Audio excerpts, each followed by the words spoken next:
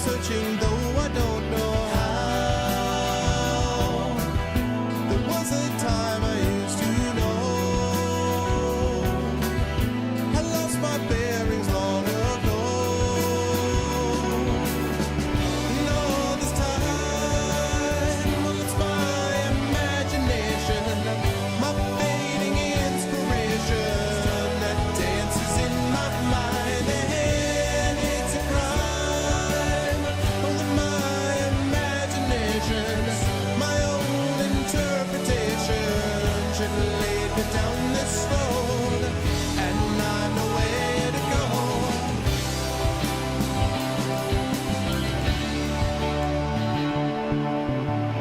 To find my travels as you can. Define those travels as you can, as the sound goes, and I hope this is all working. I hope this is working properly. We'll see if it is.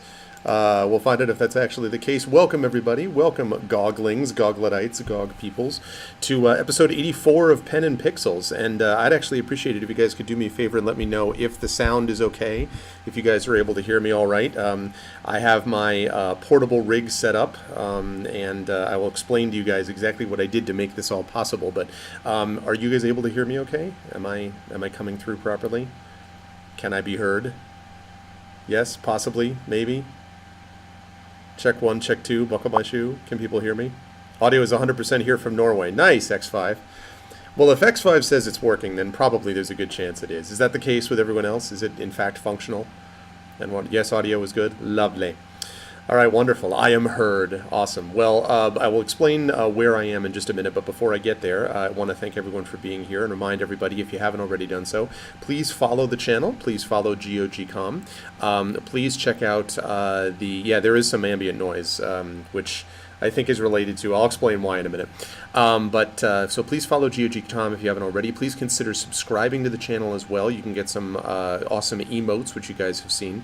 And as you saw, we're doing some changes in the way the subscription system is going to work, so that's really cool. Please also consider supporting us all individually as well. We all have our individual channels and individual streams and stuff like that. I was not able to do my own personal individual stream today because I was too busy getting everything set up on my portable rig. But I wanted to make sure that I had everything ready for you guys and was able to do so. And so, with no further ado, let me get rid of this and turn on that. There we go. So welcome, everybody. It is good to see you all. I am coming to you live from Kirkland, Washington state. I'm out here visiting relatives who live in Seattle, Washington, and we're going to be out here until about mid-July, and then I'm going to be flying into Boston for a conference that I'm going to be doing. And I'm going to be doing some live streams in the meantime on my channel and hopefully here as well, although next Tuesday probably will not be streaming. Next Tuesday is July 4th, which is Independence Day here in America. God help us. And so I'm going to probably not be streaming next Tuesday, but I will be back streaming on July 11th. And so to make this possible, my father-in-law, who's very generous to put us up when we come out here, my father-in-law's internet is worse than a potato. If you were to take a potato and you were to put the potato up against my father-in-law's internet ability, it wouldn't. The potato would win, basically, easily. His internet is awful. It is impossible to stream with it. It's worse than dial-up. So I couldn't stream from there. So what I ended up doing, because I love all of you so much, is I actually rented an office for a day. So I am sitting here in a rented office I rented for the day, which has, for the record, 65 down and 70 something up for bandwidth, so we're okay with that. And I spent the last couple of hours getting everything set up with my portable rig, which I used to stream on the road. I have a thing called ARVBox, which is a computer that I built, a portable computer that I built specifically to be able to stream on the road. And I've used it multiple times, and it works great. And it's designed to be able to set up quickly, break down quickly, and to be super portable and be able to go on an airplane and all that kind of stuff. So I did that, and then I brought it here, but I had to download and install Torment. I had to get the save games over onto here from Torment. I had to reset up OBS Studio to be able to stream on here. So I've been busy, but I managed to get it done, and so we did all that kind of stuff. So I'll show you guys the beautiful setup here. This is the... See, you got the painting over there. You always need the painting. You got the door there. And then you've got my portable rig, and there it is. That's Arvbox. That's where the magic happens. The ambient noise you're hearing is because I think my fans are working overtime to be able to run Torment with everything else, but that's it. It's not a very big box. And then you got the monitor right there, which is a portable monitor. You got my microphone set up right there, and then water bottle. And just for extra fun, you've got my snack for today, which is, see if you can see this. That is caramel cashews right down there. So there's caramel cashews that we've got for the snack. So that's what we've got. So how the heck do you rent an office? Well, you go online. I actually talked to a couple people because they knew that I stream on Tuesdays, and I found someone. So I found a place that I was able to do it. So I'm also using my Samson Go mic, which I highly recommend. My Samson Go mic is what I use for streams on the road, and it is really cool comparatively, rather just like, as opposed to like junky microphones that I've used elsewhere on the road. This is a good portable one, so it's good stuff. Honey and salt peanuts, yeah. I got this actually from Pike Place Market yesterday, which if any of you have been in the Seattle area ever, you'll know what that is. So it was good. So anyway, I think I'm ready to go. I think I've got everything installed and ready and set. However, I do have to warn everybody up front that I think this is going to be working okay, knock on wood, but I had to do some crazy stuff with resizing of windows and stuff like that. So just bear with me as some of these things happen because, but I think everything should be ready and functional. So let me minimize that and let's see how we go. Okay, I have switched over and here we go. I'm cachewing in the cooling to stream like a cubicle office geek. Yeah, that's exactly what I'm doing. All right. Okay, so now I should have I've always found the valley peaceful. Audio. Yeah, that's kind of sort of what exactly the reason that I did it, Descalte. I actually can also stream from my laptop. But this is a lot easier in terms of streaming muscle. So, okay, now tell me guys, please, whether the audio setup is okay on the game as well. Of course.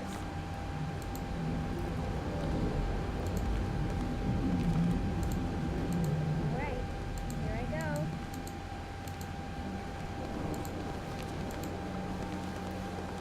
Of course. And also, I haven't seen you guys for a couple of weeks because I was sick a couple of weeks ago. I was sick as a dog. Really sick. It's a little low. Okay, I can turn that up. Game audio is fine or a little low? I can certainly turn it up a bit. It's not a big deal. Sparks are a little quiet. I can fix that.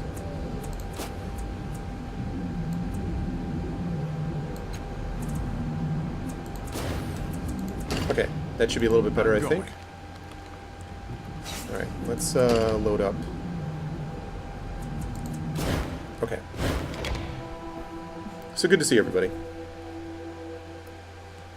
After a couple of weeks of not being able to stream for various health reasons. Give me 1 sec as I just check something. Okay, that seems to be working alright. Like that, lovely. Okay, good. I have to increase the master volume, it's a bit better. Okay. Yeah, and actually I can fix the voices too. Let's pick that up to 60. Just a bit. Sound effects should be good. Alright. Lovely. Okay. You have some GOG games on your USB stick? Nice. Go. Yeah, actually, this is the first time that I had actually felt kind of bad that I didn't have GOG Galaxy, because Steam, I know that, I understand that we don't want to attack Steam, but Steam does have that big advantage, I think, in that you're able to use Steam to be able to synchronize save games, which cuts down on the number of things you need to remember to bring with you when you go on the road. Yeah, I saw that. I congratulated Fleos on Discord. That was amazing. 3,600 Canadian for the SMA. That's really, really cool. I saw that his wife helped jump in and managed to give him a rest, when his voice was causing problems and everything. So, man. But, yeah, congratulations to Fleos. It's really awesome. Okay, now I need to figure out what the heck I'm doing here. The cast off, right. I had 2 quests that were left. I had Endless Horror.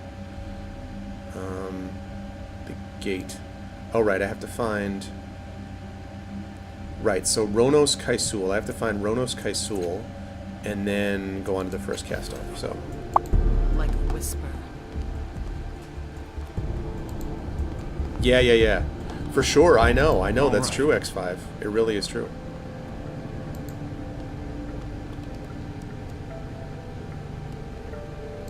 Yes. So Pillars of Eternity is your all-time, is close to your all-time favorite game, Mr. Steel Rose. Also, I agree that Baldur's Gate is definitely up there for me. I might actually, you know, I know that this is probably blasphemy, but I've always kind of thought that Baldur's Gate 1 was a little bit better. It was a more focused game. I think Baldur's Gate 2 was so sprawling that I thought that it wasn't quite as, I don't know. I thought it was a little bit more, a mess is too strong, but it was a little bit, its breadth I don't think necessarily served it well all the time. Don't get me wrong, I love Baldur's Gate 2, but I thought Baldur's Gate 1 was kind of a well-focused game to a degree, so. Okay. Let's go find my boy. It's a plan. Ronos Kaisul, I think, is that dude. Yeah, why don't you go there.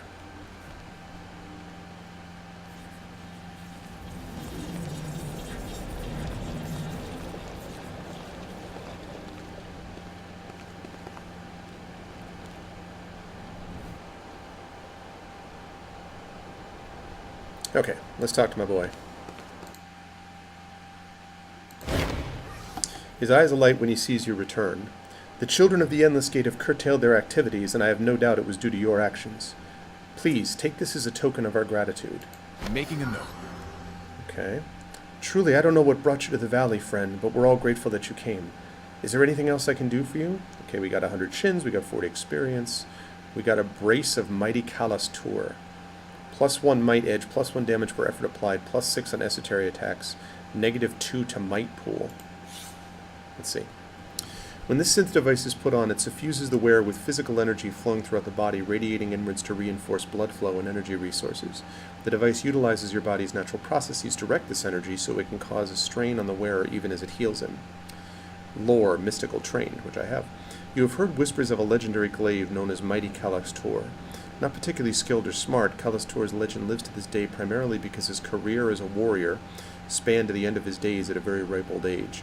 Even as his hair fell out and his limbs turned thin and frail, Callous Tor was still fighting on the front lines of some of the most famous battles of the Sage's Protectorate. Now it appears you found at least part of the secret to his story. Cool. You haven't played Pillars of Eternity, Tyranny, or Torment. Of that group, Steel Rose, you're probably going to like Pillars of Eternity the best as far as a Baldur's Gate 2 combination. But of that group, I probably like Tyranny the best thus far. Duscalty and I have a disagreement about Tyranny. I liked Tyranny, but I would say Pillars is probably a bit more like Baldur's Gate. Okay, so that's not that, that's not that. Okay, where's this brace thing? This brace is in... There we go. So, +1 damage per effect applied. -2 to the might pool. Alright, let's... He should be able to use this because of that extra quality with might. Alright. Cool. Alright. Alright, I like it.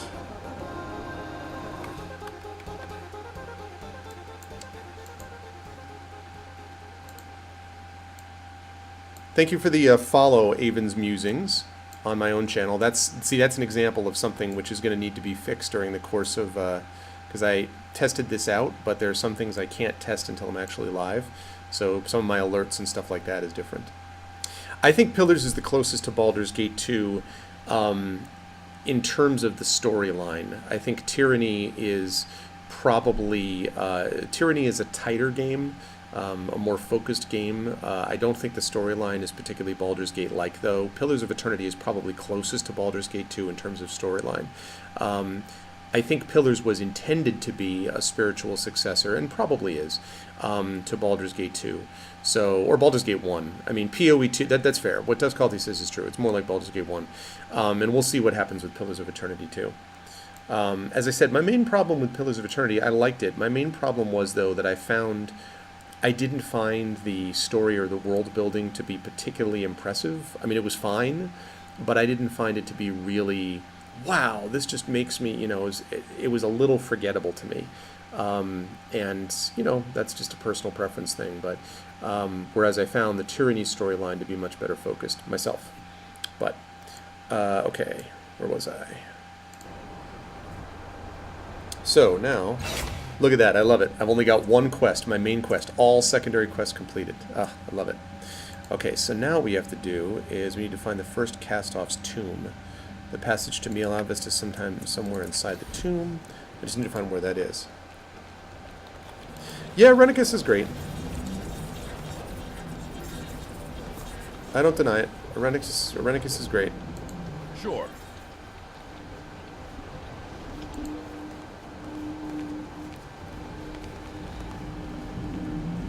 I gotta sell some stuff too, and then get back into the main quest.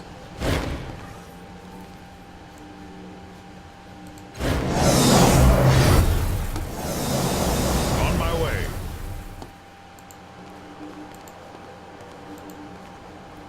You bet. You bet. Alright, you, Tantalum. We need to sell some stuff. Okay, what do you have to trade? Yes, that is true, and I'm glad that they did that. I mean, I'm not surprised, but I am glad that they did that. Alright, we're going to sell some stuff here.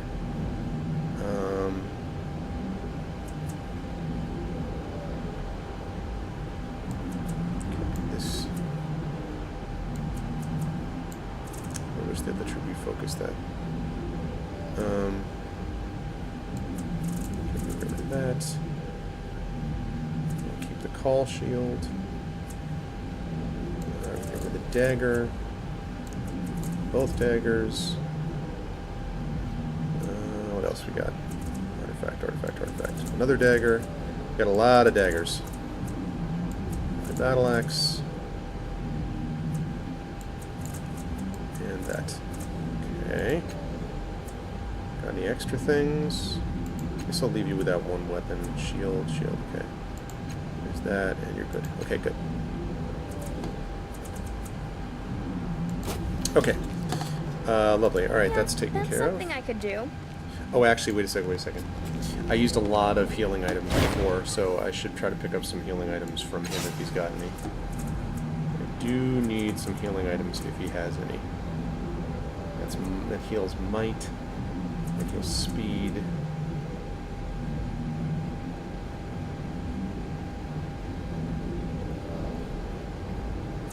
That's interesting. Barrel of Indomitability.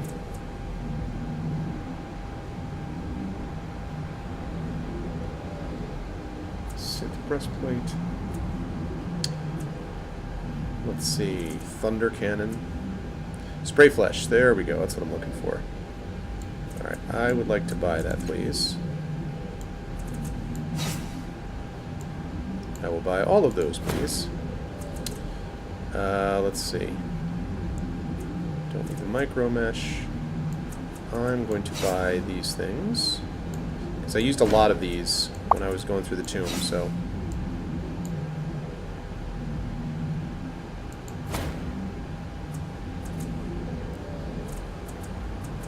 How is the dog now? Which dog? What do you mean?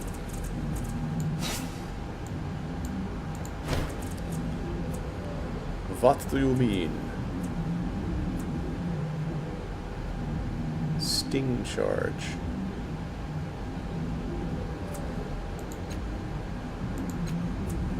Yeah, I might do this over the Thunder Cannon, because the Thunder Cannon...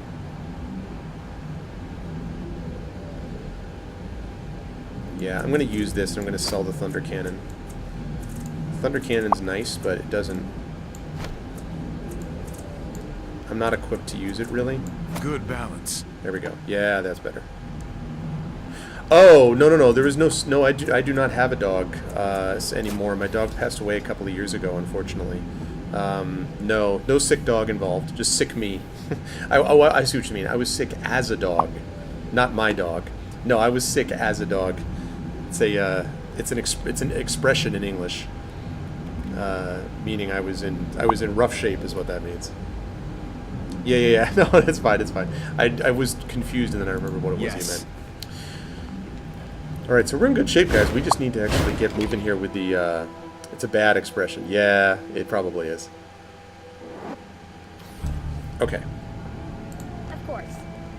So what I need to do now is I have got to. I don't actually remember where I'm going. I've got to get to the last Cast-Off's tomb. I don't remember where to do that. Somewhere in here. No, not you.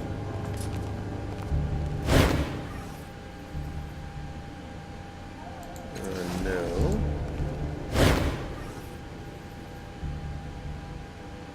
Does the terminal work again? Right. I know about the carving the tomb, but I need to find.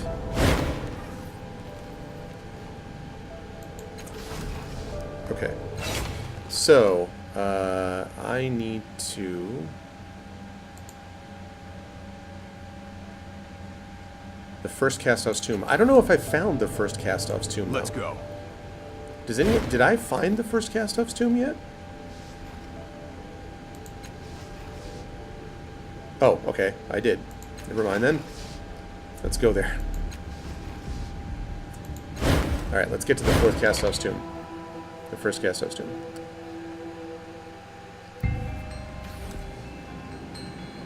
Here we go.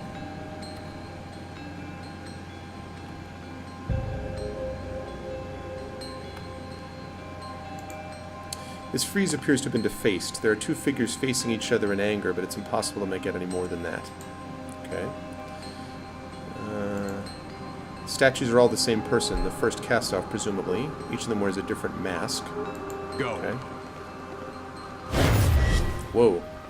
The carving here display two figures standing side by side on a crag overlooking a plateau with a wide disc at its center. The scene is familiar.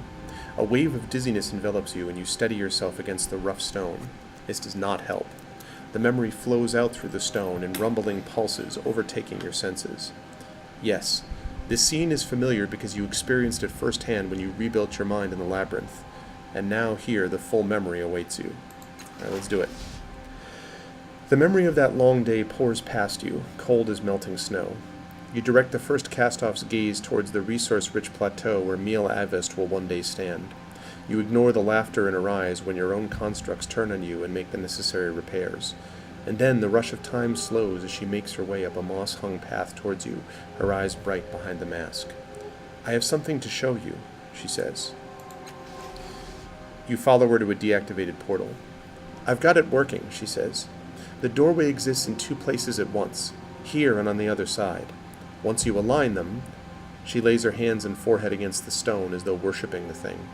Your lip curls involuntarily, but you can't fault the results. The portal activates, answering the welling glow of the first Cast-Off's tattoo beneath her mask. The flood of memory slows to a trickle, leaving you back in your body. You look over at the mural. Could that be the way to open the portal? Alright. Though the two figures are faded, you can still make out a few necessary details with the help of the memory you saw in the labyrinth.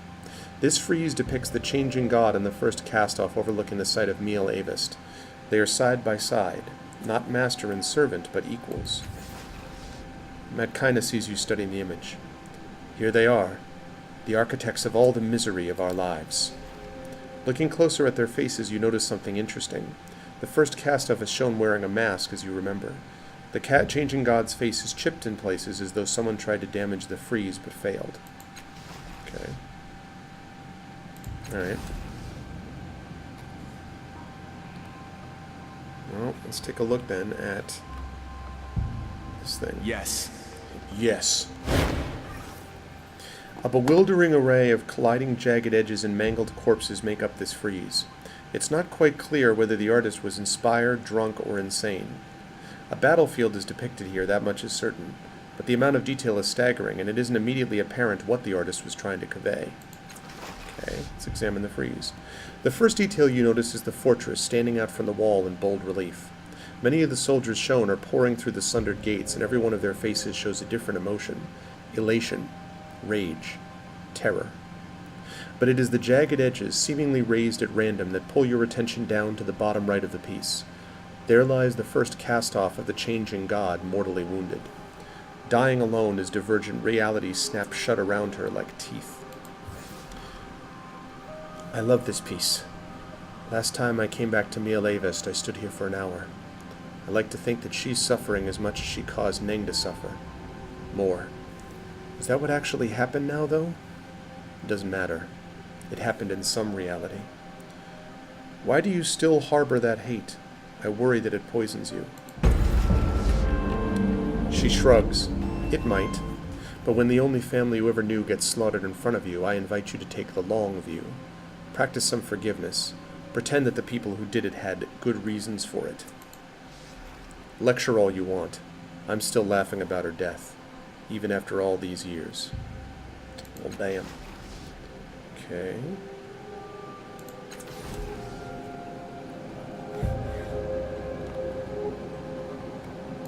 You've got it.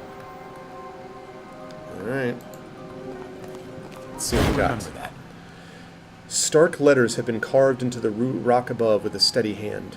Sharp memories emerge at the sight of the masked figure in the tableau. The first cast-off. Countless footsteps have worn a track to, and apparently into, this mural. This is a gateway of some kind, but you can see no way of opening it. What is this? Someone closed the portal from the other side. I don't know how to wake it back up. Why would they lock us all out? The sorrow? Could it be? You look around the area, blah, blah, blah, blah, blah. Okay, let's read the epitaph first. Oddly, many of the words above are completely unreadable. It's not that they're in a language you don't understand. It's truth, and you recognize every letter. Every time you try to put it all together, the meaning slips from your mind. Maybe that part of the epitaph isn't meant for you. Your eye skips to the end of the message. She serves us still. Come on, we need to get in there. Alright, let me put my forehead against the door. You lay your hands on the cold stone as the first cast-off once did and press your forehead against the mural.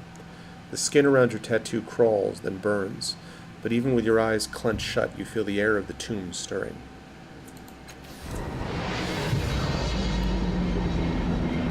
Huzzah! Open says me. Nice. Okay, quick check-in to make sure everything is working. Certainly looks to be working. Okay, good, lovely. All right. Okay, let's move. Fine.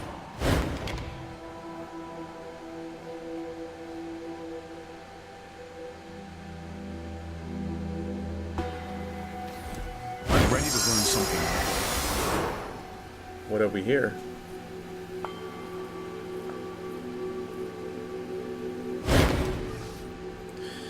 This woman is dressed in functional glaive's clothing. Her hair is cut short, and her face is muscular and tense.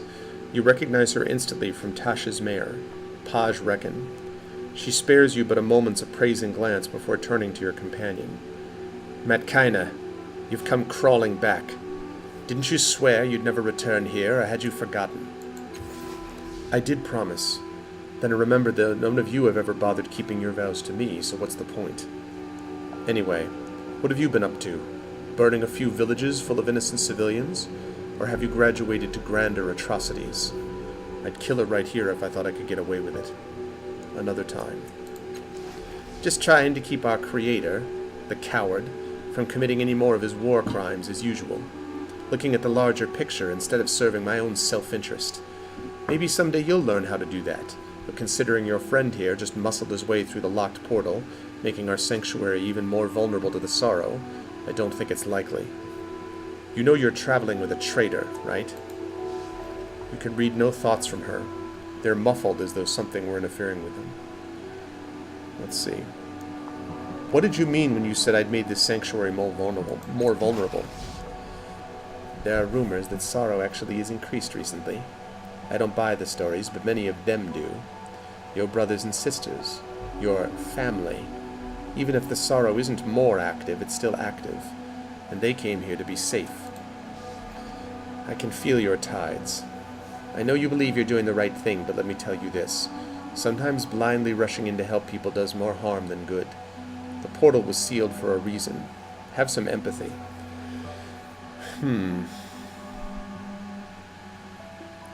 Be that as it may, I have important information to share. Not with me. I'm not interested in what you have to say, frankly, and I have a great deal of work waiting for me. If you want to express your delight in your new life or share a moment of happy fraternity with your siblings, I suggest you go talk to Aldiris. She'll give you the validation you seem to require. I know you. I know what you did in Colm Village. Oh, Metkina told you? What a surprise. She's generally so quiet about her feelings. Colm was a pity, a tragedy, but it had to happen that way. I've been a warrior for most of my centuries. I know about making service sacrifices in service of a higher ideal. I've stopped losing sleep over them. Live long enough and you'll understand. It had to happen that way? What about letting the villagers survive? Do you realize what we lost that night? Do you realize what we gained? You weren't there. You've never even met me before, but you think to judge my actions of 200 years ago? The stakes here are more important than a few monsters. We're fighting for our survival, you damned infant, and I won't let you moralize at me while I'm trying to save your life. That's almost the same speech you gave me then. Glad to see you're consistent. No, sorry, I'm done. Please, ask Paz your questions. See if you get any answers. You called Metkina a traitor. Why? Oh, didn't she tell you? She used to be under my command, but she turned on me, pretending to befriend monsters in human skin. And rather than step aside for the greater good, she attacked her fellow fighters. Tell me, what would you call someone who turns on her own? Actually, never mind. I don't care. I ran into Barricale. She said she had a message for you but couldn't get in. Well, how very useful of you. Next time I want someone informed that I have a message for them but cannot send it, I know just who I'll come to. Wow, this woman is, interesting. What crimes has our creator committed? Do you want the full litany? Ask someone else, because I haven't got the year to spare. The worst one is that he had plans to kill us, to sacrifice us to save his life. The first found out and took a stand to stop him. But she's dead now. We're stuck with me commanding in her memory. And meanwhile, sycophants and lickspittles work for him for the privilege of being destroyed. For some incomprehensible reason, they've put their faith in the man who dropped us into a world of pain. The other cast-offs who work for the changing God, maybe they believe in the salvation he offers. Might be. They're not idiots in most other things, it's true. But to anyone with eyes, it's clear that he's lying to them. He's leading them into death because he's too frightened to face it himself. What were the changing God's plans? To offer our lives in a mad sacrifice to stop the sorrow. He doesn't care about us. He doesn't care about anyone but himself. How did the first die? As she lived, sacrificing herself for our lives. She was killed in a raid, and Paz used her reality-shifting device to make it permanent. She's right. A mistake that haunts me to this day. Let me ask about something else. Alright, where are you headed now? Back to the endless battle. I've been leading our side against the forces of the coward ever since the first died. Before you ask, my side, the side of the first, we're in a struggle to survive, to protect ourselves against our father's plan.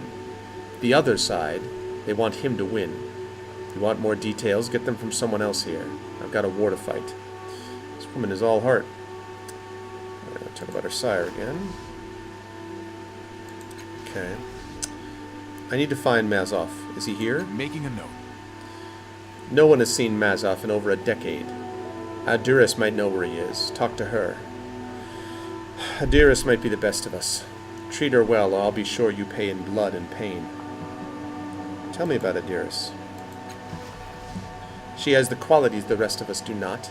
A peaceful, idealistic nature. She wants only the best for all cast-offs. She rises above our rivalries. Her idealism is frustrating at times, but she has wisdom and insight in her gentle nature. Okay. Don't let me keep you any longer. I have one more thing to say to you, and I want you to mark it carefully. The changing god, the coward, intends to kill us all. If you meet him, don't trust him. He's going to ruin us as surely as the sorrow. I'd wish you success, but... well, the world is a way of disappointing us all.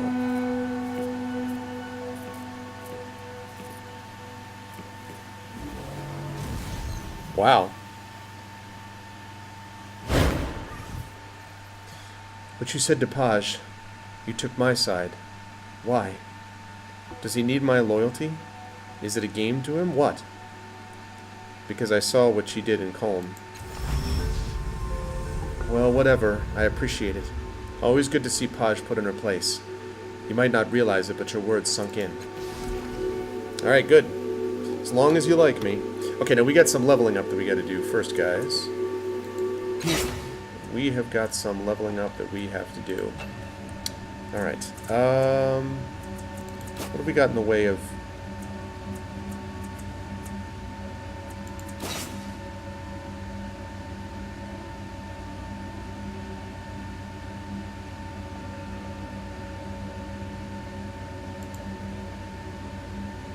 Okay, I want to get more cipher use, because lots of benefits to that. Most notably the fact that I can put a bunch of ciphers in there and not get sick as a consequence of it.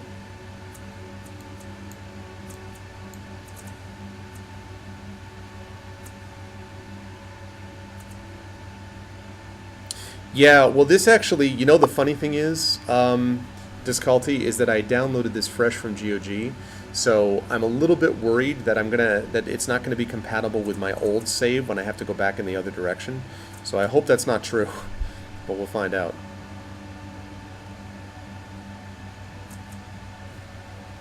Yeah. Is that me?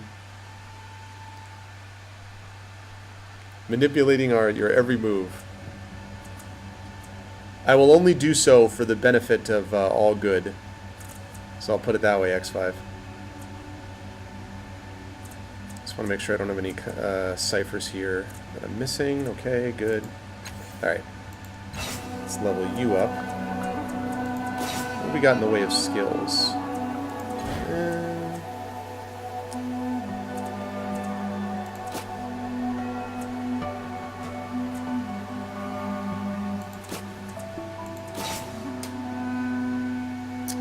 Let's increase edge, and let's do it, I think, in... let's do it in might. Fine. Okay, good. Then we've got Rin, who's got improved skill or stat pulls. What do we got?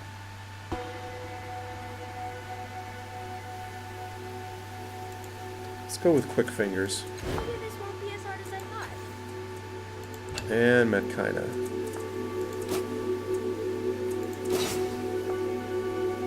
She's also got quick fingers.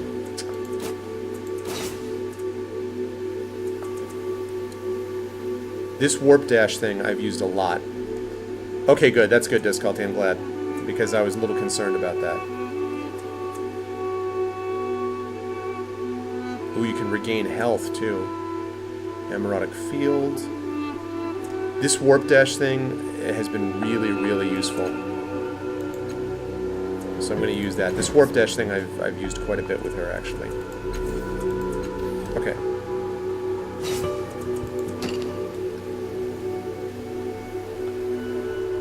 Now let's delete a few of these.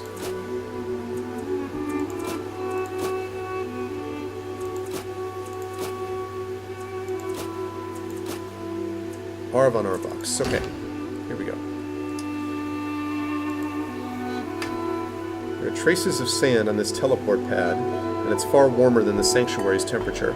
It smells of seawater and bone. It's not active right now. Okay, give me 1 sec, guys. I just want to check something quickly. I'm going to minimize this for just a minute, so bear with me. I'm just doing a double check here on something.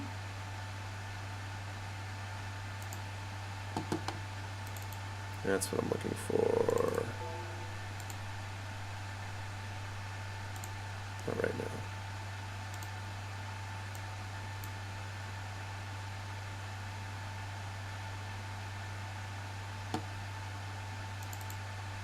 Okay. I am just confirming. Whoops, not that one.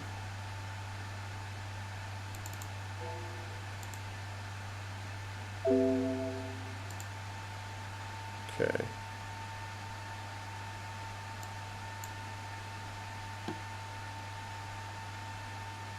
Okay. Just confirming that these things are fine with temperature mostly. Because I got my fan is going at top rates right here.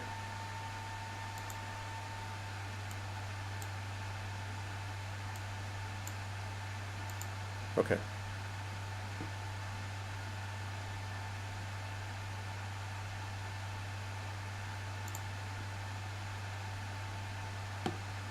Okay, the patch just adds the in-game codex and the floating orb companion. Anyway, okay, alright. I wasn't sure.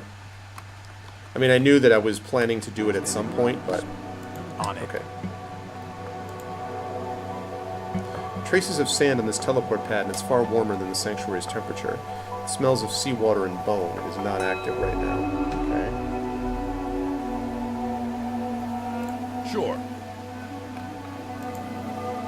Now the teleport pad is hot and smells of sulfur. I can't see how to make it function, however. Air above the teleport pad is musty and smells like the entrails of some dead beast. It's unclear how Paj made it work because it's not functioning Yes. for you.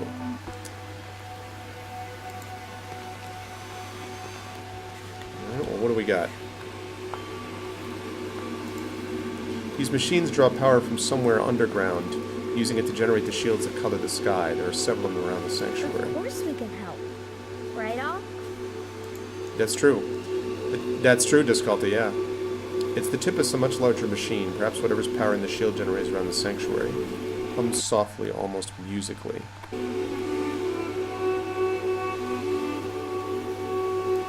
Alright, let's talk to the Chalcedon. Hope I'm pronouncing that right. This man is less flesh than muscle, running in cohorted bands from his thick neck down his broad chest, wide arms, and calloused hands. He focuses on you, his cold eyes flicking from your face and the shape of your tattoo to the width of your shoulders like a prospective buyer sizing up a particularly dangerous animal. Here he is, the one I've heard about. But is he a resource or a threat? Then he smiles, and it's as wide and genuine as you've ever seen. The most advanced of our sire's children here at last. I'm surprised you didn't make your way here sooner. A resource, of course, and a fine one at that. At least until he proves otherwise. Who are you? I am the Chalcedon, commander of the Changing God's forces in the endless battle, the guardian of his grand design, and his champion. Not that our sire truly needs my help, of course. But some here, in the very land he created for us, would rather acknowledge all he's done for us. Some of these disagreements can be resolved through debate. But not all, of course. Not all. Have you seen the Changing God lately? No, but that's not unusual. His strategies absorb most of his time, which is why he leaves most of the work in the endless battle, and the diplomacy in Mia Leivest, to me.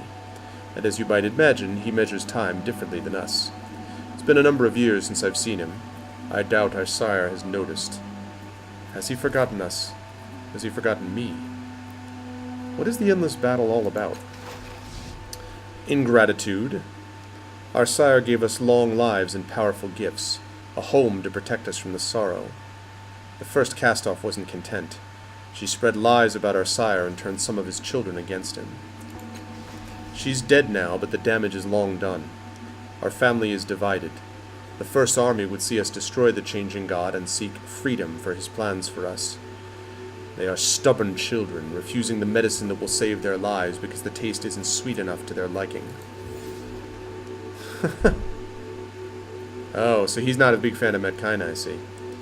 Tell me about the Changing God's grand design. As you know, he moves from body to body.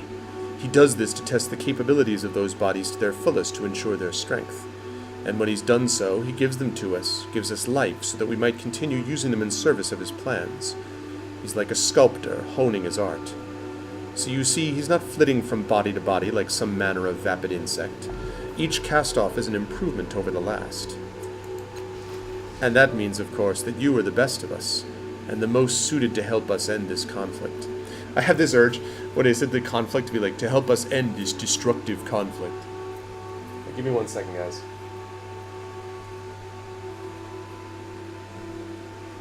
Computer is running pretty hot, and I'm trying to get a sense as to why.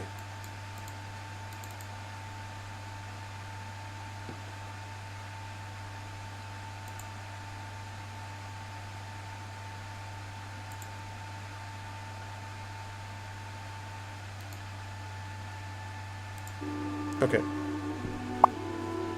It's being tormented, yeah. Well, this is probably one of the more deluxe games that it's had to deal with, but we'll see. It's only a couple hours that it has to handle. Okay. That kind of snorts. Chalcedon completely ignores her. Saddest, most obvious begging I've ever seen. The sorrow will find us. Before that happens, we must end our conflict with each other. We must prepare our defenses. We must find some way to stop it. Let's see. You're not upset that I opened the portal? Well, I argued for the portal's closure to begin with, so I'm concerned that it's open again. But I trust that our sire knew what he was doing when he made you. So I have no doubt that the weakening of our defenses is a smaller part of his greater strategy. And should something happen, well, I will be safe for certain. That's interesting. That's interesting that he thinks he's going to be safe regardless. Yeah, I mean, it's not warm in the room is the thing. The room is kind of a norm. It's pretty, if anything, it's a little cool in here. But this box is designed for portability, and it packs a lot into this small, relatively small component. So, and the problem is I don't have a lot of extra room for extra, like, cooling components and stuff like that. So, I don't know. I'll need to think about how to handle that down the line if I have to. Okay. I'm looking for a cast-off named Mazov who can repair the resonance chamber in Sega's Cliffs. I'm assured that will stop the sorrow. Of course!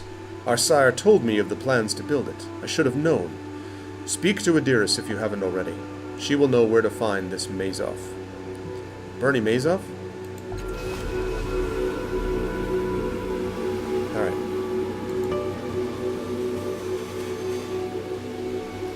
A menacing ent is behind me. Ah. Yeah, we have a very beautiful sort of background setting right here.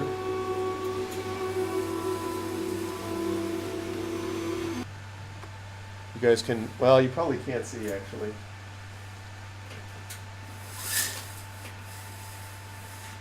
It's pretty much a corporate park is what's laid back there.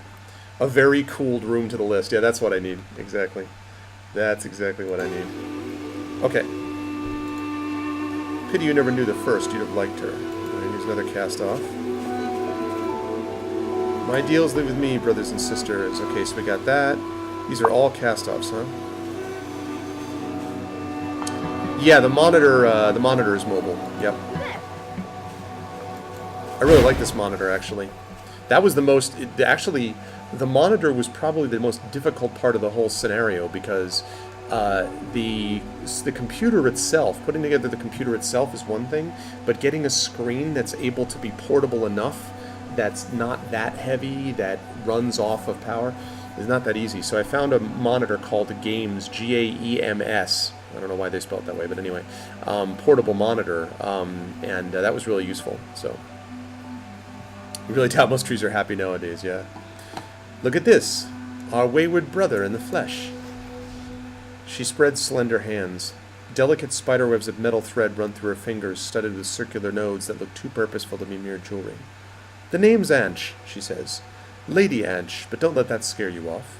I sell rare Numenera and a place to rest at a fair price. I can also upgrade certain clothing and equipment, but that's a bit more expensive. This one will have spending money, I hope. I do have spending money, actually. Take a look at what I've got. My prices are high, but you look like someone who values your friends, and my work will keep them safe.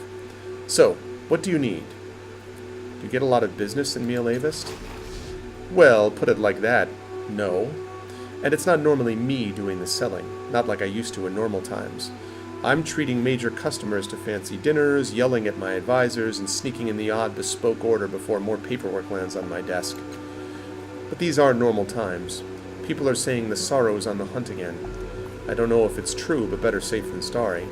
So instead of passing the time arguing like everyone else around here, I'm back to being a humble merchant. For now. My little empire can run itself for a while. I'll be back soon. You must do quite a lot of business with the endless battle ongoing. I don't know. I don't take sides or opinions on that conflict. Bad for business, sides. So it's interesting that not all definitely the cast-offs themselves have disagreements about whether the endless battle is a good thing or not. Your name is Lady Ansha? Are you royalty? Only in a technical sense. A few years back I did a favor for the type of person who can spill titles out of thin air. I told her I only wanted the money, but she insisted. So, Lady Ansh, it's opened a few stubborn doors over the years, but other than that, I don't wave it around much. You don't seem upset that I opened the portal into Mil Avist. That's because closing it wasn't necessary to begin with. The shields are good enough. My brothers and sisters worry too much. Must run in the family. Yeah, famous last words.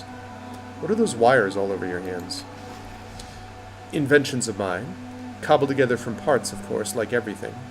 These beauties are wired. Well, not really, but you know, into my head.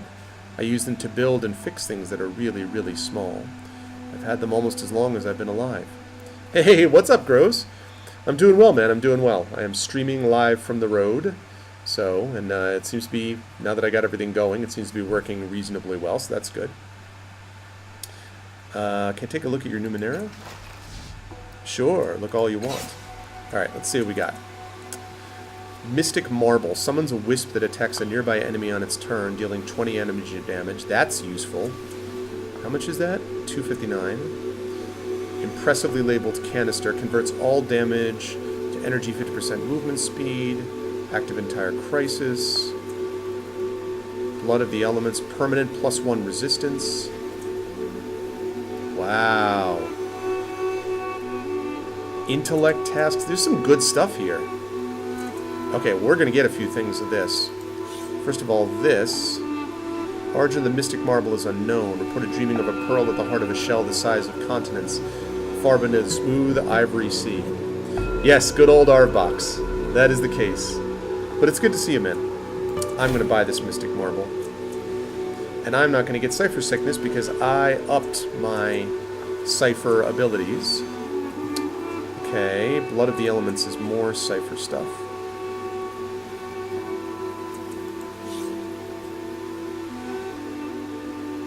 Ooh. I have both of these now. Oh, man. So many good things to get. So many good things to get. Okay.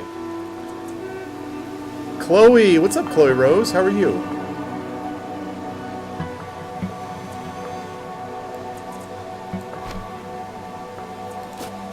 Okay. So I gotta check this. So I can have all of these without having Cipher Sickness, which is pretty sweet. Okay, where's the... I know I had a second ring.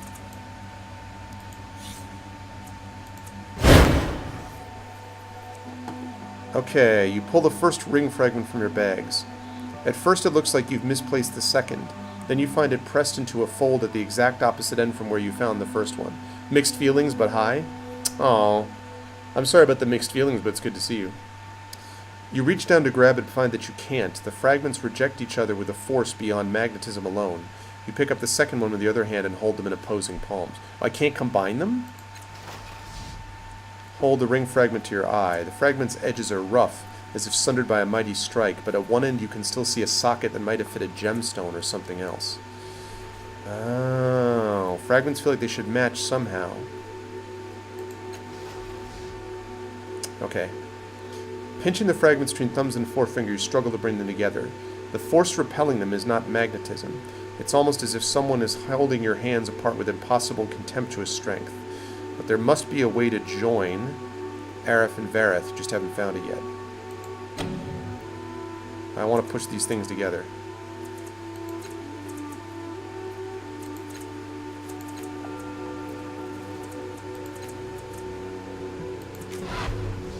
Damn it. Struggle to force them together.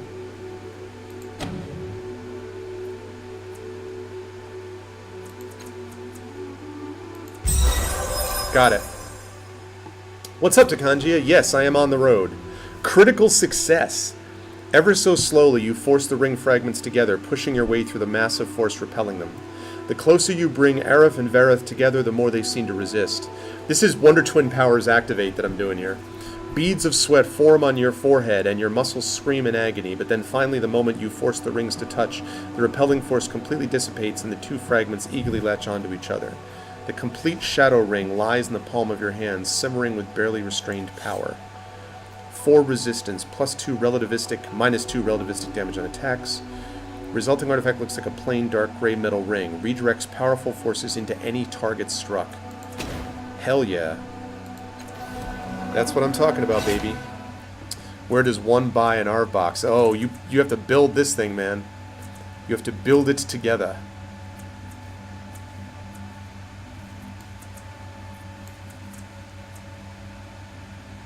Yeah, this is better.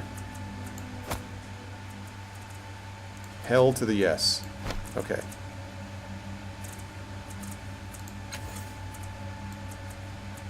Okay, what is this thing? Sucker Punch. Yeah, I don't like this as much as that. This is probably more useful, actually. Share all Fetals. Exactly. That, you know what? It's true, Disculty. It's almost like you don't even pay attention, or at least I don't even pay as much attention to it as I would otherwise. Okay, that's awesome. So I've got a combined ring now. I got the Shadow Ring. There's other stuff that I need to get. Let's talk about those upgrades you mentioned. Sure thing. But in case I wasn't clear before, I can't do much with what you're wearing. It's pretty good as is. Your friends, on the other hand, I can help. Who needs work done? Let's talk about Aligern. You trying to tell me something, kid? Probably. I could shore up your vest and coat, maybe. Add some lining of my own design. That'll run you 65 shins. Let's do it. Let's shore it up. Sure thing. Good of you, kid. I was due for some repairs. Aligern's vest. And Aligern's coat. Done and done. Anyone else? Yeah, what about Metkina? Why? I'm fine. Everything I own is fine. There's nothing wrong with a little tinkering, sister. In the right places I could fortify your hauberk. Nothing major, and probably add some shielding elements to your cloak. Shouldn't cost more than 60 shins. I love these upgrades. Fortify your hauberk, improve a cloak. Let's do it. Gladly. This kills me somehow. I'll find a way to take you with me. And thanks. Thank you. Okay. And what about Rin? What? What's wrong with my clothes? Nothing. But I can make a few changes to your jacket and shirt. Nothing fancy or heavy, just a few things you'll like. 105 shins. Neither of you will be disappointed. Really glad I got this money. All right. This feels incredibly odd, but not in a bad way. Thank you. All right.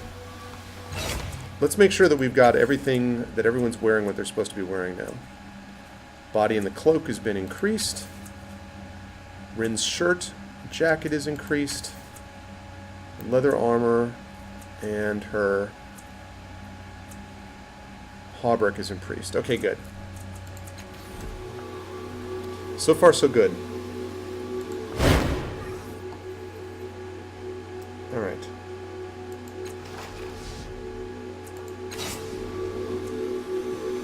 What's up, Dizzy Plays? How you doing, man? Don't be a bad example to the kids. Exactly. Exactly, Dizzy. Exactly.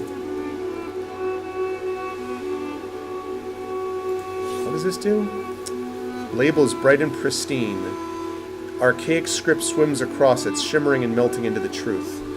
Feeling limp in your lockets, Chammy? Weak in the tethers?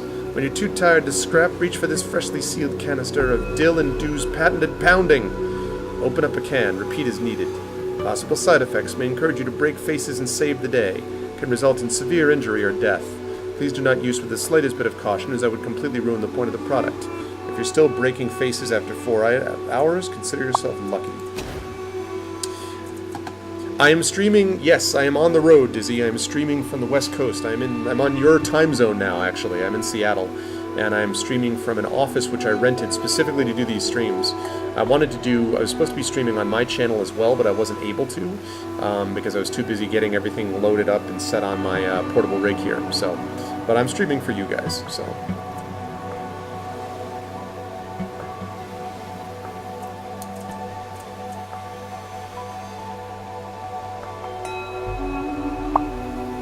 Training level and persuasion skill. Plus 1 might edge. The reigning city, that's it. That is it.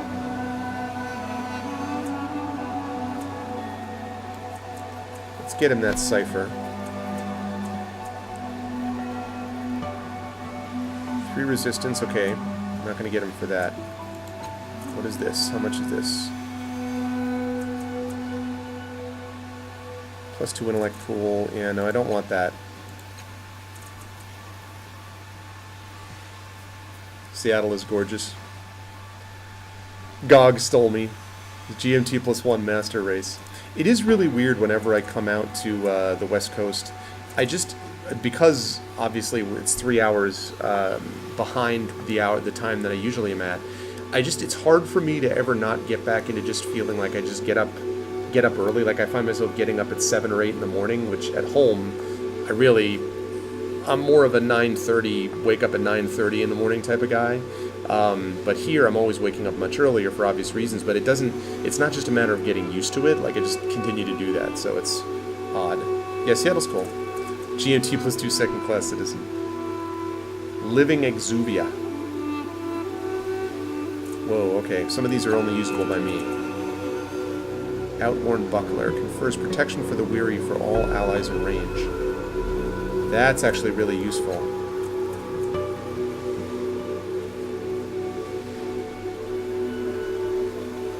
That's really useful.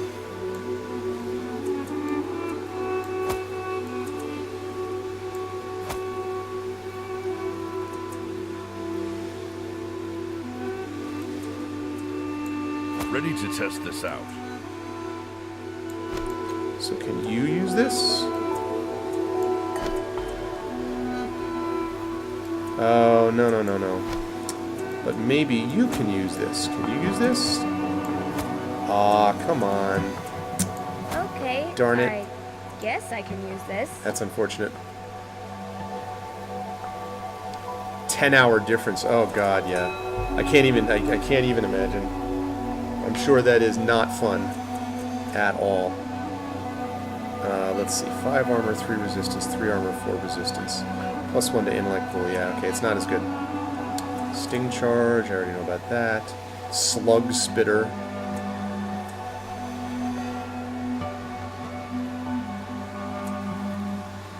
Okay, and then these are various healing items and stuff. So the real question is plus 5% on intellect tasks. Plus 2 intellect pool. Minus 1 intellect edge. I like that it increases the pool, but the 5% on the intellect task is frustrating. Alright, maybe I'll leave that. I think I'm pretty good. Let me just get some more of these, some more of the spray flesh and stuff like that.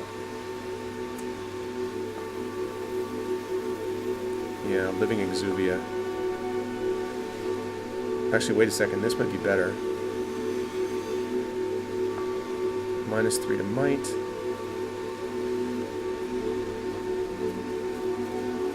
Five armor, 3 resistance, which is better than what I've already got. Minus 3 to might, minus 3 to speed. Minus 15% on enemy attacks. Plus 1 intellect pool. I mean, I like the armor, but I don't love the resist. I don't love that, honestly. I don't love that. Yeah, I can't even imagine. I have traveled to Europe, and so I've had to deal with jet lag before, but I don't recall it being like really difficult to deal with. And it's just because I haven't been in Europe for an extensive period of time for years, so... Alright. I totally needed to get myself healed. All these things healed up.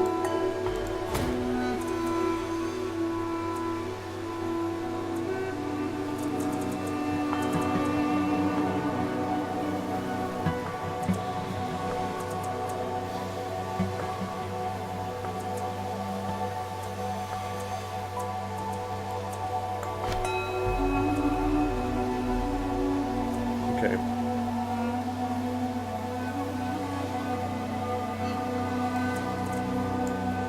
Okay, it gives you a chance to buy some stuff. I'm using up a lot of money, but that's okay.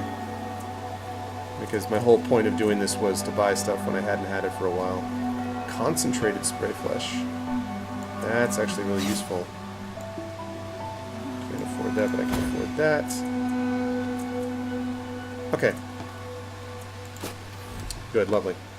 Oh, actually, I want to check something. What's my cipher limit? Cipher limit is now 5 out of... See, I can barely see. Yeah, 5 out of 8. Oh, I see what you're saying. I see what you're saying.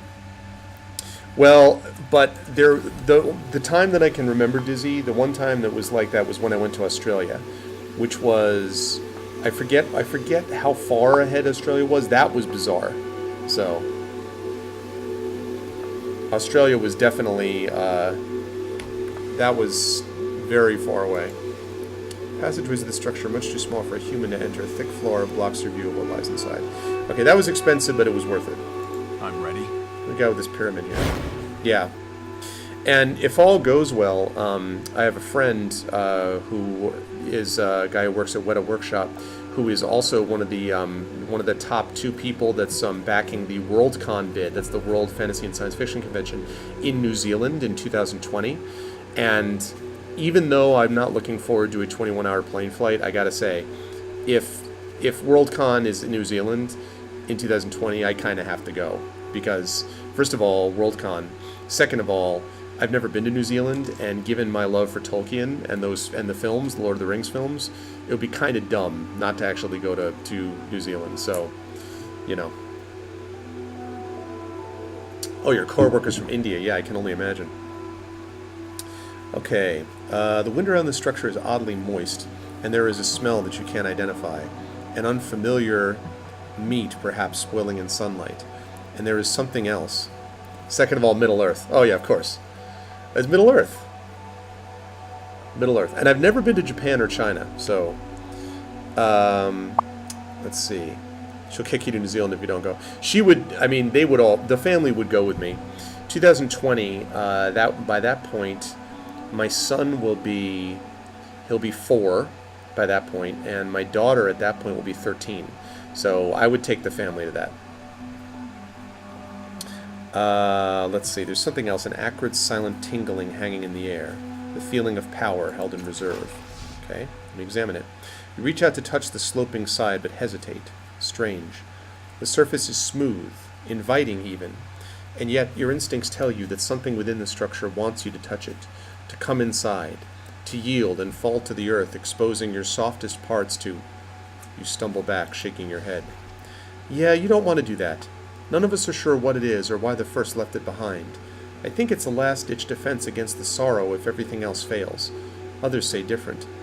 It feels nasty enough, doesn't it? Okay, I'm not going to touch anything yet. Alright, let me talk to this guy. Melmoth Leviorn.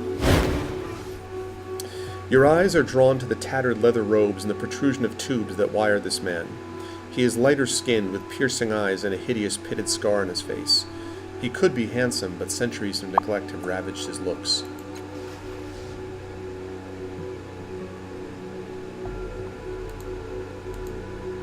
Yeah, well, she would be, I mean, if she's anything, you know, who knows, we'll see. I mean, by that point she'll be a teenager, obviously. But, I don't know, I'd like to think that she'd be pretty excited about that trip. We'll see. Metkina. What about this newborn cast-off could have motivated her to come back here? Melmoth, you know, I've always wondered, if you were to die, would your followers eat you? Yolan, for instance. How did that ever turn out? Yolan, ha! There's a name I haven't heard for some time. Your old friend left an inedible corpse, probably to hide the crimes you and he had planned. Now look, you've been away for a while, and I understand your memory isn't what it was. Did I dream someone telling me that? Was it a vision? Bah, no matter. What was I saying? Something about my memory. A trenchant and witty comment about my powers of recollection, no doubt. The view reminds you of Baldur's Gate? Yeah. I can see that, Sky Python. It probably should, because, of course, the Infinity Engine games had a profound effect on this one. You travel in bad company, sibling. Anger her and she'll find a way to scar you. Even if she leaves no other mark on the world, likely, she'll leave pain. It's immortality of a sort, I suppose. Cast-off humor. You'll learn. Tell me about yourself. It's all started out so swimmingly. I'm Melmoth Leviarm. I'm the creator of the Dendra Ohur, the greatest, or at least most innovative, of the brotherhoods that seek to pass along knowledge from one generation to the next. So many people back away from me because of the way I look, or the way I speak. But let me tell you that in this body I've lived countless lives, seen endless worlds, experienced memories that beggar description. I've seen things like tears in the rain. I've seen things you couldn't believe. I contain worlds and they judge me by my appearance. Sometimes I wonder who I'm saving this knowledge for. What can you tell me about the Dendra Ohur? They call us the Eaters of the Dead.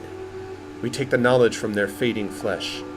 Every life flickers and dies, and when knowledge disappears, the world grows darker. The rain of death washes away experience. I want to preserve. Each of the Dendra is a library of experience. Every life that vanishes is a loss. Every person living has a story. The secret keys of history hide there. I want truth. I want exposure. I want knowledge to live. Can you tell me more? Death is a waste of history. We eat the dead that we might remember the lessons of time. With all your acquired knowledge, you must have a unique outlook on the endless battle. A waste of life and a criminal waste of knowledge. The weapons being discharged are lost to us forever. Each life gone is an experience that will disappear into the mists of eternity, snuffled away, forgotten, never to be seen again. Our sires sought to cheat death to stop that kind of waste. It's beyond my reasoning why he'd allow the endless battle to continue. Yep, eat the dead. The cannibal race, right here. What can you tell me about the other cast-offs here? They're idiots and fools. They think their shields can protect them from the sorrow forever. I came here to retrieve some research, and every time I come I think of how much knowledge is in their minds and their bodies, and I wish they would just die already so I could gain access to their wasted experiences. On the other hand, they're the closest I have to peers. Gods, what does that say about me? I'm looking for Mazov. Him? That useless tinkerer? Why? I need him to fix a resonance chamber. A resonance chamber. I remember the term. Something about the building of it. Crystal. Ah, the particulars escape me, but Mazov would be the one to fix it. Too bad he's not here. Try asking Adiris. Yeah, exactly. Soylent Green is people. Yeah, a cult. Pretty much that is a cult. Spoiler alert exists after 5 years. I actually had someone once, this is, I want to say, maybe 3-4 years ago, who actually sort of only half jokingly called me out because I had spoiled Darth Vader being Luke's father. And I'm like, the movie came out in 1977, and Return of the Jedi was 81. I think, or actually 83, I guess. I think a 30-plus year gap is pretty much spoiler-free territory at that point, I think. You know? I think. Alright. Don't need anything I wouldn't eat.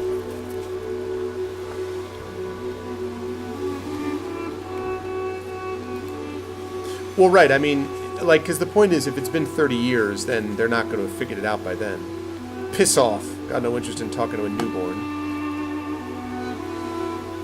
Here we go, then. There's Adiris. Okay, I've heard a lot about you, Adiris. Don't disappoint me.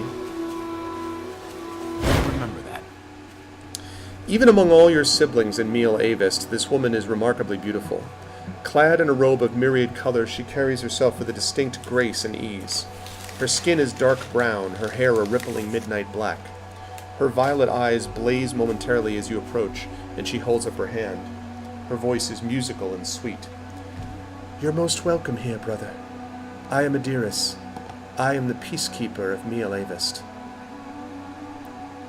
Probably. That's actually a good call, Dizzy. They should give you that as an option. Clearly they should give you that as an option.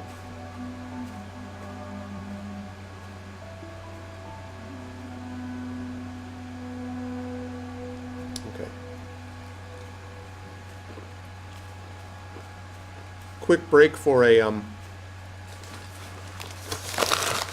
for some caramel cashews. There you guys go. Caramel cashew nuts. These are really good.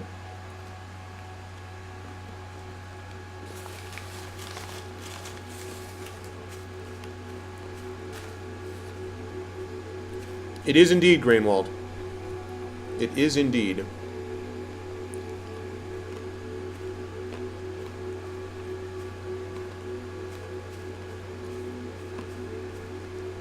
Okay. No, not raisins. For those of you who follow me on Twitter, I got a cinnamon bun the other day from a place called Great Harvest, which is a local bakery near here. And I tweeted a picture of it half-eaten, and I said, you know what's not in this half-eaten cinnamon bun? Raisins. And the next day, Great Harvest liked that tweet. They are sharing, it's true. Word of your birth and exploits has reached us here already. News travels fast in the cast-off world, as I'm sure you've already seen. I know your desire to speak to Mazov. I've even heard a rumor that you can alter a past, that you restored Metkina. This is strange to me, for I have two memories on the subject. One in which Metkina is whole, as we all know her now, and another in which her mind is incomplete. Perhaps my mind is the one that's incomplete. I agree with the caramel-coated almonds. Pretty much anything caramel is likely to be pretty good. Raisins are better than chocolate chip. Cat a gamer, what? That is just objectively incorrect. Objectively wrong opinion. And agreed, Cherry. And hiding them in baked goods should be punishable law. And here's the other thing. If raisins are so good, why do you need to hide them? Why exactly do you need to hide raisins in a cinnamon bun? If they're that good, just put them up top. Let your raisin flag fly. But they don't do that because they secretly know that this stuff is garbage. Is this vegan caramel? I don't know if it is, Chloe. But, I mean, I got it in Seattle, in Pike Place Market. I mean, if anywhere is going to be vegan friendly, it would be Seattle.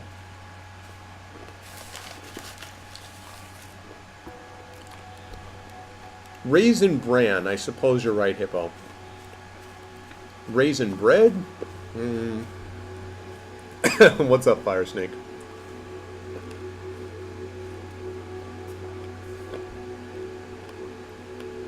Those are terrifying, I agree.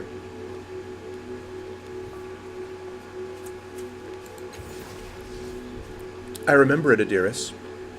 The attack on Koln village where Paz destroyed my friends. You remember that? In another timeline, Tash used his mind wipe on me. He filled my mind with holes so I wouldn't remember, and he ruined my life. I tell you that my memory of that time has changed. I'm whole again. Adiris trusts only the new reality. That actually makes me feel less insane. Hello, Fizzgig. Where is Kilgore? I don't know, but Kilgore was nice enough to link me, because I'm on the road, link me some of the sites that I needed, like dashboard and stuff like that. Oh, also, I said this in chat, but I want to publicly thank Sharian for doing Moobot for me today, because, again, on the road, so I didn't have links to it. So thank you, Sharian, I appreciate it. But how do I know that our newest member hasn't simply used a different form of mind control to give you false memories? I have a Marecaster here in which Mazov is said to appear, but I don't wish to expose him to the dangers of an untested psyche. I have some limited psychic ability myself. If our new friend will allow me, I will examine your mind for the truth. Let's see. If you must, Don't probe too deeply. This will take but a moment. She paces gentle fingers on your forehead, and you feel a swirl of color thrill your innermost core. A kaleidoscope of emotion shakes you, a gamut of experiences recognized and echoed, magnified and reflected. When she removes her hand, her eyes are wet with tears. Forgive my doubt, brother. I believe you now. I believe you are capable of changing reality. Message notification beeps? I don't think so. The only message notification beeps that I have on my system were through my Discord, but I closed Discord. So all I'm getting right now, Dizzy, is just gameplay. So I don't think it's coming from me. Sorry. Let's see. Making a note. It's in your head. Oh my god, can you imagine if somehow you had some bizarre psychological condition that caused you to hear the Skype notification sound? Doo-doo-doo. But if anything, this makes me more leery of handing you a brother's Marecaster.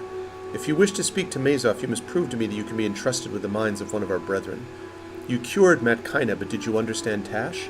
Did you take care of his innermost self as well? Before I can give you this Marecaster, I would have you speak with Macintosh Leviarm. Oh, maybe that's what it is. Yeah, I'm sorry. That is what it is. I'm sorry. I totally didn't even think about that. Yeah, that's exactly what it is. Grows is right. I get tagged on stream. I didn't even think about that. And what's up, Dragon Spear? Yeah. Next time when I do this, I'm going to put my PC below the level of the table. I put it on the table, but what I should have done is probably put it on the ground so that you didn't hear the sound. So, yeah, that's the sound that you heard. I take it back. I actually wish I could fix that. Let me see if I can. This is probably going to foul up chat for a minute, so I apologize. This is going to foul up chat for just a second.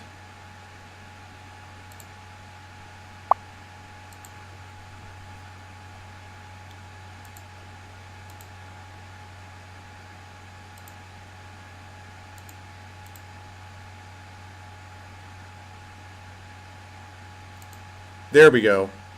No more sound. There we go. No more sound. All fixed. Thank you. I didn't even realize. I did not even realize.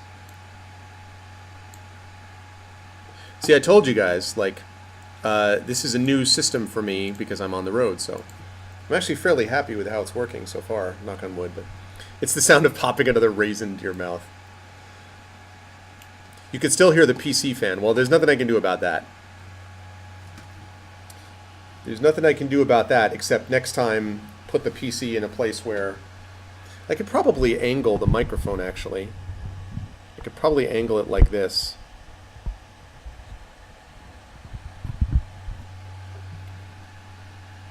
Yeah, the PC fan is pretty loud. Is it loud enough? I mean, is it loud enough that that you can't hear me? Is it loud enough that you can't hear me? Like, next time I'll just put it below the level of the table, is what I'll do. But okay, it's not too bad. All right. Streams from inside a wind tunnel, exclusive event. Okay, you can hear me. Okay, good. All right. I wanted to make sure because I got it. It's just noticeable we can hear. Okay, all right, that's fine. All right, I will next time. Thanks, Ditch Inferno. I will fix that up next time where I'll be able to put it below the level of stuff. The thing is, the cool thing about this setup is that everything basically can run off of one outlet, like one plug, the computer plug, because the monitor is powered by the computer, the microphone is powered by the computer, obviously the mouse and the keyboard go into the computer, so the webcam is powered by the computer, so everything is powered by the computer and one plug handles everything. So I really designed it so that I could take it everywhere and stuff like that. So ArvBox has been very useful for me. And I discovered that ArvTop, which is my laptop, actually can broadcast like my creative streams, but also theoretically could broadcast some stuff as well. So that's something to think about also down the line. So that old song, lollipop, lollipop, lollipop, oh, lolly, lolly, lolly, lollipop, boop, ba-doop, boop, boop. Okay. Mouse and keyboard plug into the computer. Arvtop, Arvvox. I know. Listen, talk to my. You gotta talk to my regular viewers, man. My regular viewers are the one who come up with this. You know. We're just about halfway through my session, by the way, so I will quickly say hi to everybody again and let everyone know that you are watching episode 84 of Pen and Pixels. This is Torment, Tides of Numenera, my playthrough of this game. When I'm done with this game, by the way, I'm going to be moving into Star Trek Judgment Rights, so I'm going to be kind of coming full circle to what I started. I started by streaming a Star Trek game. I also stream on my own channel, and I'm going to be doing that fairly soon, hopefully sometime later this week before Friday, but if not, then I'll definitely do it on Friday night when I will be streaming Dungeons & Dragons. I also have a regular Tolkien campaign, by the way, Adventures in Middle-earth, which is sponsored by the company Cubicle 7. I've been having a great time doing that. I stream that a couple of Tuesdays a month. I do Fighting Fantasy game books on my stream. I also stream things like Skyrim Enderal. I'm going to be streaming Lunar Silver Star Story and stuff like that as well. And if any or all of that sounds of interest to you, then please make sure to check out my channel. Thank you for whoever posted that. Thanks, X5. And definitely consider following if you want to see more of this kind of thing. Thanks, guys. Yeah, episode 84. Isn't that unbelievable? Okay. I would have you speak with Melmoth Levium. I already did. Thanks, X5. I know you're busy, but could we talk? It's my contention that we draw the sorrow to us with our abuse of the tides, which is why I do not use our tidal powers. I believe our use of these powers is inherently painful to those around us. There might be an ARV bottom, but I'm not at liberty to talk about that. For instance, was anyone with you when you woke to consciousness? 2 people. An Aeon priest named Alagurn and a Nano called Calistige. They were arguing as I woke. I'd wager any simmering tension snapped into sharp focus. If they were lovers, for example, they might have fallen deep into love's spell. But if they were breaking apart, your blast of tidal energy would have riven them, destroyed their relationship. Oh, I didn't know that. That's what happened, isn't it? They were not arguing for nothing. So I was responsible for breaking them up, huh?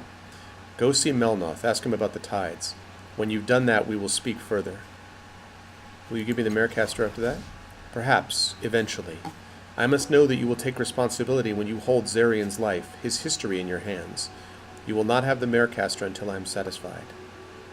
Okay. I'll do it, but I want to ask some other questions. Naturally. Hold a moment. You seem like a fair-minded person.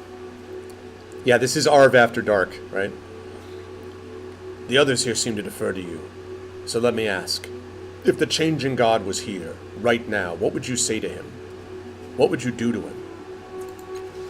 I'd tell him what he has wrought in our persons. I'd ask him why he encourages strife. Or I'd engage him in a discussion about mortality. But tell me, mortal man, what is it you truly want to say? I want justice, and I don't know how to get it. Your creator, the changing god. He was responsible for what happened to my village. Wait, what? How was the changing god responsible? I doubt you care, but I'll tell you anyway. You saw my memorial in the valley. We talked about it in case you've forgotten. I mentioned the frame. Well, a traveler came through my town. He looked a lot like you, actually, though without the burn scar or the visible tattoo. If you're not the changing god, then it was creator in your body who told me to activate the frame, and how. Then he left town. I didn't think anything of it at the time, but... well, I activated the frame. Black monsters spilled out, all tooth and claw. I got knocked out. When I awoke, everyone was gone. No trace. The only thing that was different, the monsters scarred me. Their attack left these tattoos all up and down my arms, a poison that whispers in my mind, a constant reminder that I failed everyone I ever loved. That was the changing god's gift to me. I loaded the frame, took it to Sega's cliffs. Orth Fong promised to help me. He found out he could fold it down, but that's as far as we ever got. Never even figured out who made it or why. And in the meantime, I've been looking for the changing god to try to find out what he knows. Why did he have me activate the frame? What happened to my family? And if I don't like the answers... I'll help you find out what the truth is, Alagurn. Sure you will. Alagurn, what's past is past. Do you want aid? Do you want answers? Because if you do, your companion here is the one who will guide you to them. If you let your rage blind you and poison you, you will never find the truth. Look to the future and, well, do not forget the past. Never Never that.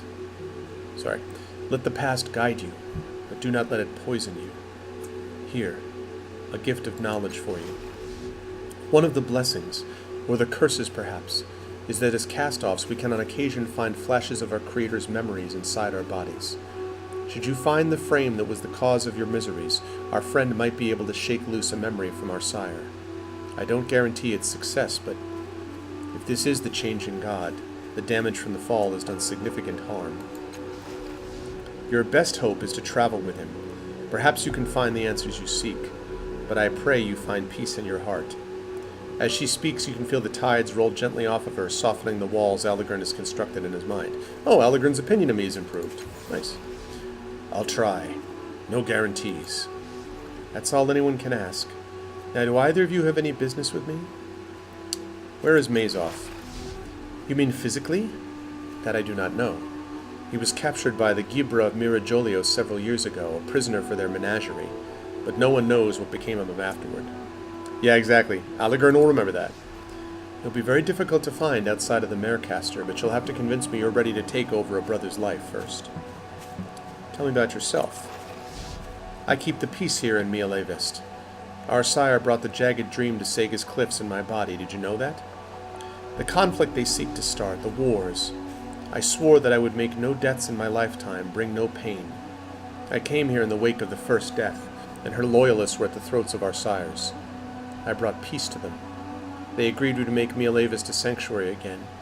That is my achievement, my legacy.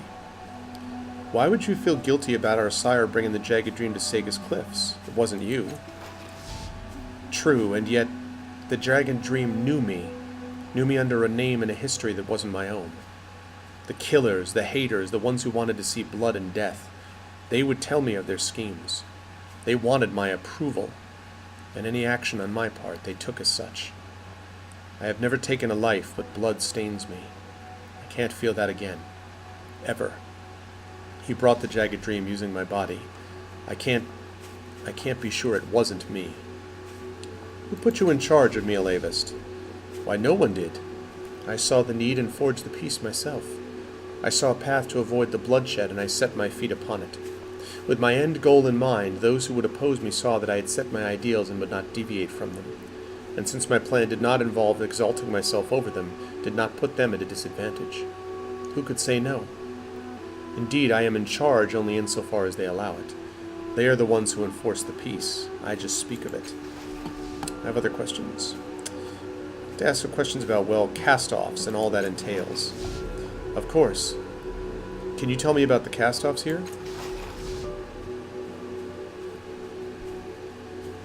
Oh, interesting. So so the patch gives you feedback. That's very, like, BioWare-y classic. No, I still have Rin with me, Avatar Blade. Ordinarily, we see more activity here, and we would perhaps have prepared a homecoming for you. But rumor has convinced many that the Sorrow has been more active of late.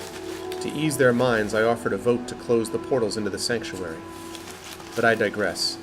The current guests include the Chalcedon, Lady Ancha, Elkashai, Andronis, Rama, Melmoth. I suppose you've just missed my friend Paj. So few join me in voting against it. I underestimated how afraid they all are. We've still got Elkashai, Adronis, Rayma to talk to. Oh yeah? I kind of liked Allegern. I mean, Callistege, the big thing was that Callistege struck me as someone I was always going to have to be, like, on guard against.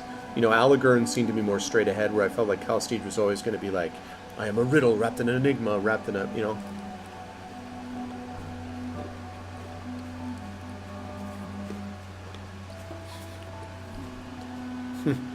Often true, Dragon. Often true.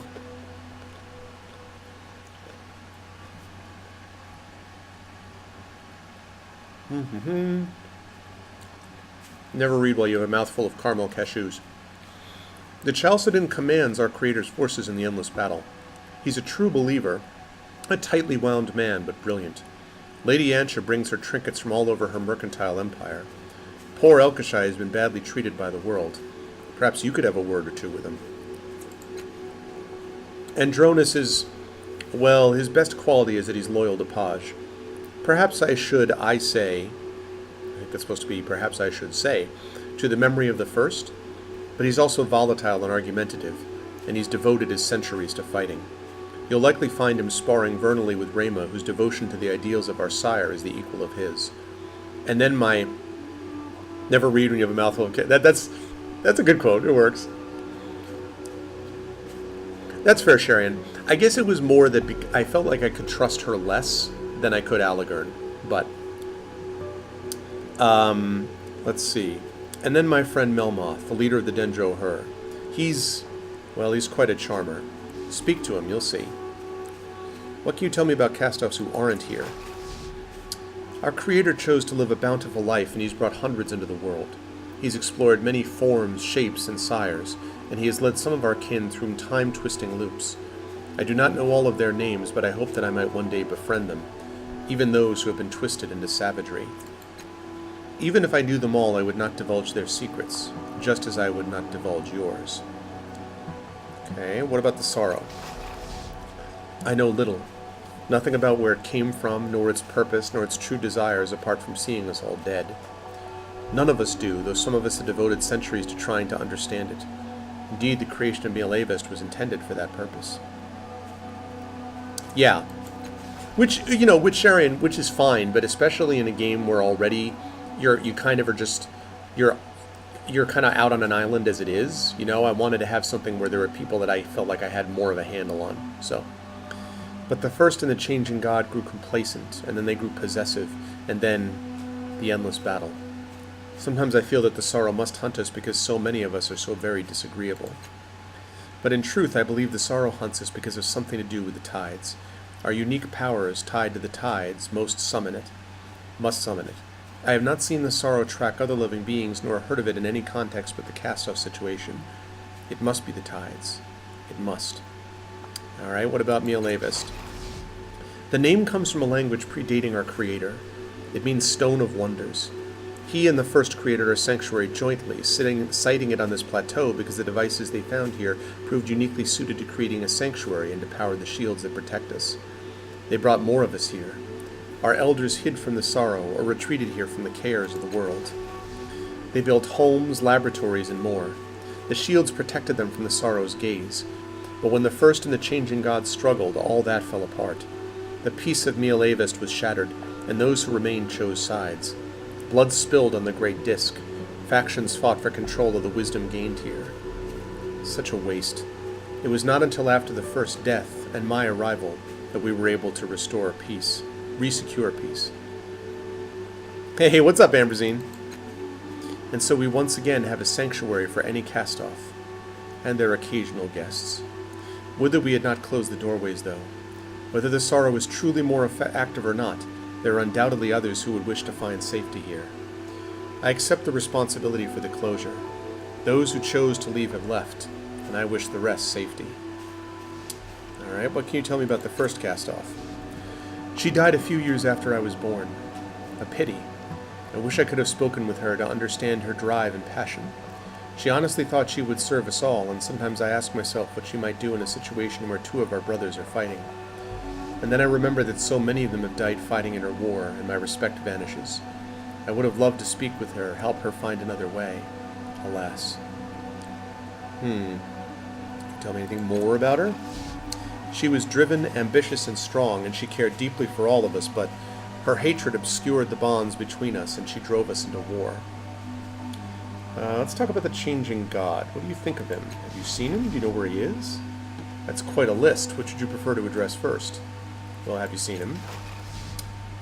Never, to my knowledge. Perhaps I have, and he never revealed himself. It would be very like him to gather his intelligence and then be away. We regard every new cast-off with the suspicion that he or she might truly be our creator, and frequently a new cast-off will pretend to be. But we find the truth one way or another, and our sire continues to live in a way that we do not fully understand. So you really haven't seen him? I do not believe so, no. What do you think of our creator? A brilliant man. Thoughtful, charismatic, a mind greater than any the Ninth World has seen. Where the Aeon priests of today cobble together bits and pieces of Numenera, our creator was a visionary. Were it not for the sorrow, I honestly believe he would lift us into a new age of human achievement. He's also systematically destroyed every relationship he ever built. He doesn't seem to understand human frailty or emotion. Well, no, let me rephrase that.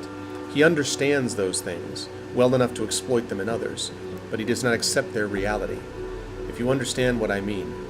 More plainly, he's a selfish man who grows ever more disconnected with his inferiors every year. His life is a tragedy. It truly is. What do you know of his history? Much of it he has deliberately obscured, and much he has rewritten, either to make himself seem a better man or to keep his enemies from finding him. But I can provide you with the broad strokes if you wish. He saved the city of Sagas Cliffs from the Tabat, and it was after their siege that he focused so heavily on mental transference techniques. Though we do not know why, he was successful in his attempts, obviously, and this is the first record we have of the sorrow in modern times. He traveled to another world, or dimension, and I've heard that this is where the first was born. I noticed, by the way, that Matt is going to be after me, Chrono Wolf is coming up after me, and he's also doing Fallout. So, man, Fallout 3, Outstar, because was Outstar doing Fallout 3 or Fallout New Vegas? I think Outstar might have been doing Fallout New Vegas, right? And then Fallout 3. His studies in the tides ran deep. He claimed to have spent lifetimes exploring them, and when he had mastered them, he destroyed the Tabat utterly. He brought the Order of Truth to Sagas Cliffs and sought to keep knowledge alive by creating the Dendro Hur. Outstar did New Vegas? Okay. His life has been about the creation or preservation of wisdom. But to what end? There seems to be no patron or goal. Hey, Elias! He does not seem to build for humanity, but for his own legacy. Should we emulate this? Okay, let's talk about the other cast-offs. What do you know about the tides? I have studied them. What else can I do when I'm not trying to keep the peace here? The first in our sire used Miel Avist as their sanctuary, after all. Though their remaining notes are cryptic or piecemeal, I've learned enough to believe that it is our use of the tides that draws the sorrow to us. Each of us has access to a broader tidal power. The tidal surges, as you have no doubt discovered. But I choose not to use mine, and I have seen no sign of the sorrow. I recognize this is not a logical conclusion. The sorrow might yet hunt me for reasons unknown, but I am content in knowing that at least I harm no others with my body. Melmoth knows more, as he is eager to tell us at every opportunity. He has made certain to use every tool at his disposal in an effort to preserve and understand our lives, but I do not believe that he's made an extensive study of the sorrow's motivations. Okay. Anything else? One more question. What is that creepy pyramidal structure on the opposite side of the plateau? The ferritory. The hell's a ferritory? There you go, Costa. Multiply useful. That has been here for as long as anyone can remember, though not, perhaps, when Miel Avist was originally founded. What is known is that the first placed it here. What is not known is why. Rumors abound, of course, but as no one knows how to activate or open it, none can be proven. What do people think the ferritory is? Oh, the predictable legends. An escape pod of some kind, a final defense against the sorrow should it break through, a repository of the first treasures. I heard one person suggest the first herself is still alive, preserved inside, and that she would return when we needed her most. It's clear that it's a protection of some kind, but whether it's to protect us or what's inside it remains to be seen. I feel like I'm going to be connecting with that pyramid fairly soon. Okay. There we go. So now I need to talk to what's-his-face. Again. Go. Let me talk to that dude. You, stop.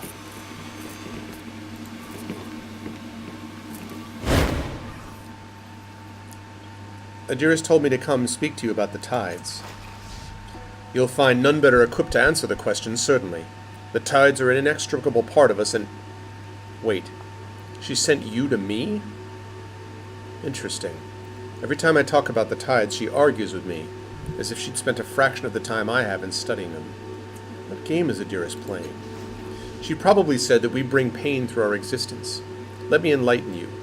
Everyone brings pain to others. I've experienced so many lives and memories, and one of the common threads in all of them is pain. Life is pain, Your Highness. No, just kidding. Anyone know what that's from? Life is pain, Your Highness. Do we hurt other people? We do. But how do we differ from any mortal in this regard? Show me someone without pain, and I'll show you a corpse. And then I'll eat it. I'll remember that. We are imperfect. We leak tides, or absorb them, or both. Our powers impinge on the minds of others, upon their nervous system if you prefer. We draw strength from them. We change them in the process, and not usually for the better. This is regrettable but unavoidable. That's it, Fire Snake. Princess Bride, yep. Life is pain, Your Highness. Adiris might have said that the sorrow was hunting us because we abuse the tides or some such nonsense, but if that's the case, we're doomed by the nature of our existence. If true, why not use the powers we have? Adiris thinks that a tidal surge on my birth was responsible for a devastating argument between two humans. It's entirely possible. The tides are a psychic force, and when we're born, our minds snap into a particular shape and force out the residue. An unprotected mind nearby might well absorb some of that energy and react in unpredictable ways. But what of it? Does this change anything in your life? Two mortals had an argument. Oh no, boo-hoo. Yeah, but that should be more than a reference that old people know. Princess Bride is an awesome movie which has not aged. Mowage, Wav, Twoo Wav, that dweem within a dweem. Oh man. How do you know so much about the tides? 1, I am 100 years old. Hundreds of years old. I can devote this kind of time. 2, I am dedicated to knowledge. 3, I will do anything in its pursuit. 4, I learned to draw memories from dead people. 5, I sought the dead who could teach me about the tides. Follow that trail of thought. You'll find me at the end. That's how I know. And why do I do this, do you think? It is a classic, for sure. Let me tell you, since you clearly wanted to ask. It's because the changing man thought the tides were important. He uses the tides to shape us. Do you want to know more about how you were created? I did, and so I researched the tides. The reason for this is that I am not an idiot, unlike so many of our siblings. There you go. Well, that's because Dragon is good people. That's why that's there. Why do you think the sorrow pursues us? Did you say young and not like Arv? I just picked that up. Man. You know what I say to that, Dragon? You know what I say to that? Nuts. That's what I say.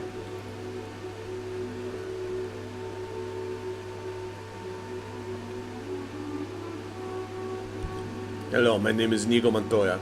You killed my father. Prepare to die. Why do you think the sorrow pursues us? I don't waste my time worrying about it. Like worrying about the death of the cosmos. It'll come sooner or later. You want supposition? Here's a list. Oh, Dragon. Yeah, you know, Andre the Giant, there's a funny story about that. Rob Reiner, the director, said that he, when he was trying to put something together, he was looking and he found Andre the Giant. And he came in and he did an interview. He auditioned for them. And when he left, they looked at each other, Rob Reiner and the guy who was with him, and he's like, did you understand anything he said? And the guy's like, no. And then they were like, well, what are we going to do? And the guy was like, well, do you know another giant?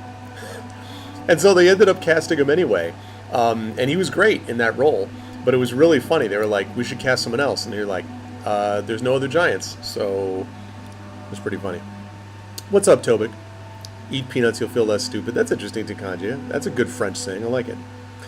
Maybe it loves the tides, or loads them. Oh, because of our mad creator, vengeance, sheer bloody-mindedness. Maybe it loves the tides, or loathes them. Could it be it hates what we're doing with the tides. But if you talk to Adiris, say, you'll find she never uses hers. I use mine all the time, yet the sorrow would destroy us both.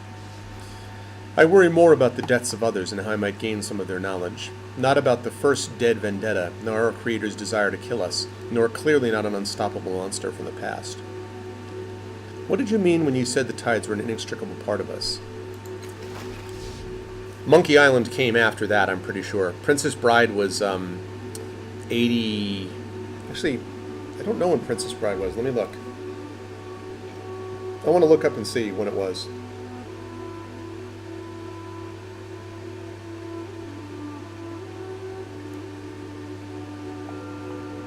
'87. Princess Bride was 87. Did you think that you could come back from the dead because you were born lucky? Our bodies require tidal energy. Cut us off from that energy and we dissolve. It's the way we're structured, the way our sire created us. He invented a mental matrix and imposed it on the bodies he grew. I surmise that this matrix is what allows his consciousness to transfer, and what allows the tidal energy to permeate our forms. Without it, sploosh. But we have the advantage of being able to draw on this power for our own uses. He constructed us, each of us, along different lines, and because of that, the patterns that hold us are different. Is it any wonder that we should be able to channel this into tidal surges? What are the tides, anyway? Where did they come from? You have the 25th anniversary edition of Princess Bride? Nice. Nice. You know they're a psychic energy field. They pervade the greatest Sagus protectorate. But the pockets of tidal activity are located in the ninth world. That suggests that though they're a natural force, they're also artificially induced. Civilizations have risen around their use. And civilizations have fallen. Odd thing. I've sought to decipher the accounts of those times, but the creatures that made them are strange.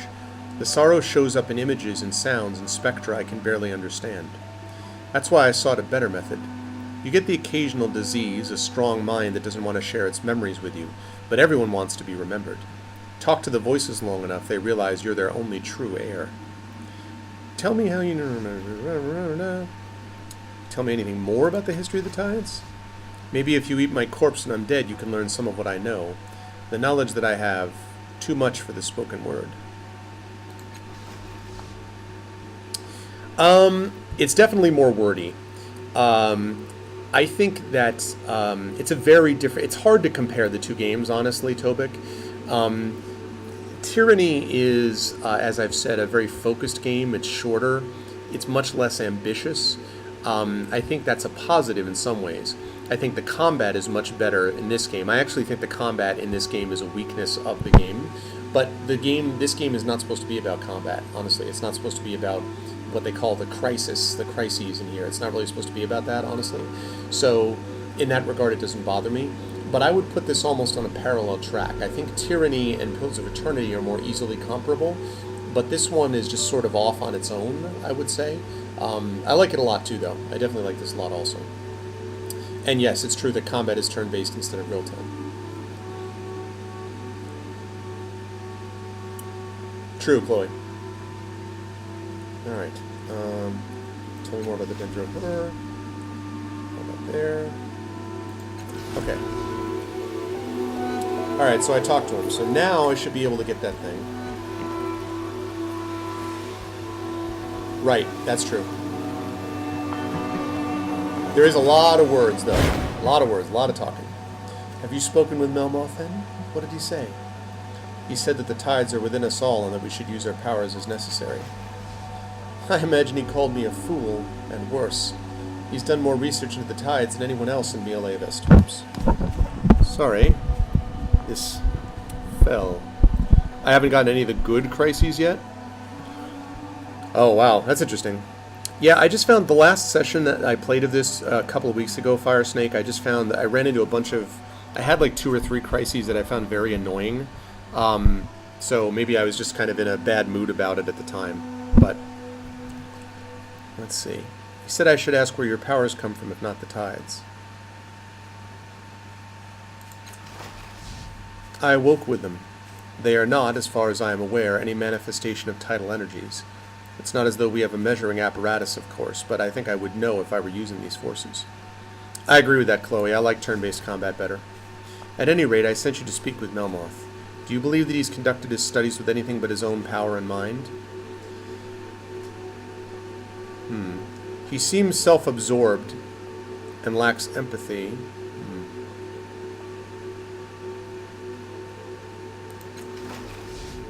As do I. I do not judge him for this, but I use this as my basis for understanding the words he uses and the actions that result. I disagree with his conclusions, but I recognize that his view may be a valid one and mine mistaken. Yeah, you know, I've talked about this before on this show. So the thing about Divinity Original Sin is, I even actually interviewed Sarah Bayless, who's one of the lead writers for Divinity Original Sin. I wanted to like Divinity much more than I did. But I did a co-op run of the game. For one thing, I could play a co-op with someone else. I love that. And I found I did not really particularly care for the writing style. I didn't like the sense of humor. I kind of bounced off it. And I found the targeting and the sort of way that the different effects were applied, the environmental effects, like you blow up a barrel, it does this, to be very, very inconsistent. So I kind of fell out of love with Divinity, to be honest with you. Now, I have not played DOS 2, but Divinity Original Sin 1, I kind of liked for a while, but then I kind of didn't like it after a while, so. You like real time? Yeah. That's why I love Heroes of Might and Magic. I like that a lot, that game. I'll remember that. So I have another task for you. Andronis and Rayma are arguing. The recent negotiations between the Chalcedon and Paj broke down, and these two have taken it hard. They'd like to come to blows if they cannot be reconciled. If one strikes the other, the laws of Mialavist are clear. The attacker will be evicted. I don't know if the Sorrow is truly more active, but they came here choosing safety, and it's my wish that they have it. Please, speak with them. Will he take control outside their minds as well, or will he let them choose their own path? Quap is the best combat. Adiris, of all of us here, you're the only one who doesn't seem to want anything, who isn't openly manipulating the others for their own benefit. So what's the play? You say we're free to choose and to own our choices. So what choices are you making? What do you really want? She's using everyone. Just doesn't want to admit it. Maybe it's vanity, or maybe something else. What I want is an end to our stupid internecine warfare. I want us to work together. The squabbles between our sire and those who support the legacy of the first mean nothing in the face of the Sorrow. But get any two of us together and the larger threat vanishes while our death creeps closer still. Mialavist is a garden, a cage. The Sorrow can't come in, but we can't leave. I agree, Chloe, and that's one of the reasons I like Shadowrun a lot. Have you seen animals locked in a menagerie? They're restless, caged, yearning to be free. But if they leave the cell, they're hunted by their would-be keepers. So it is with us here. But instead of uniting to solve our problem, we lash out at each other. I would see us set aside those differences. You are my older sister, and so I am cautious in saying this to you, but you have a certain reputation. Even among the rest of us, you are known to be hard, unforgiving.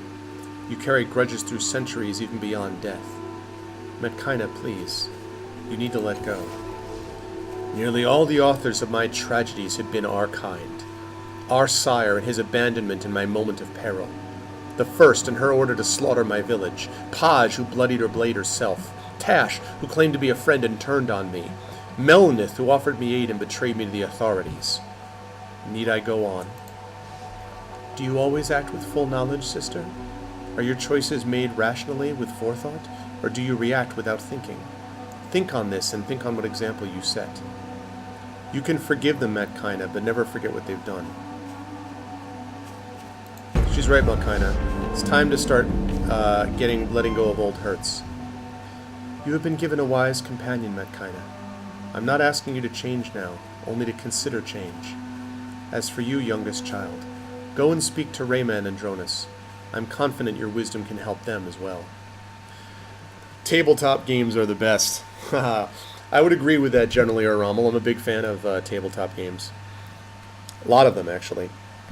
Just finished a Talisman tournament on my channel, based, of course, on a tabletop game. And my favorite game is Dungeons & Dragons, though that technically is both tabletop and online, because it's all theater of the mind type stuff. So, okay, let's see. All right, I want to ask some other questions first.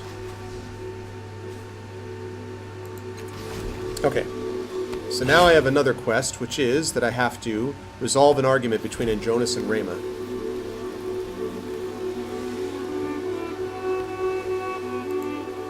A warm glow emanates from the windows of this house, but the windows are frosted. You cannot see inside. Alright.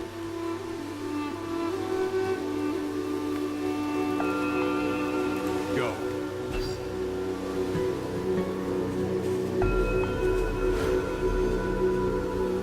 Place is reminding me of like some Star Trek 1970s movie Star Trek version of a planet. I don't know why.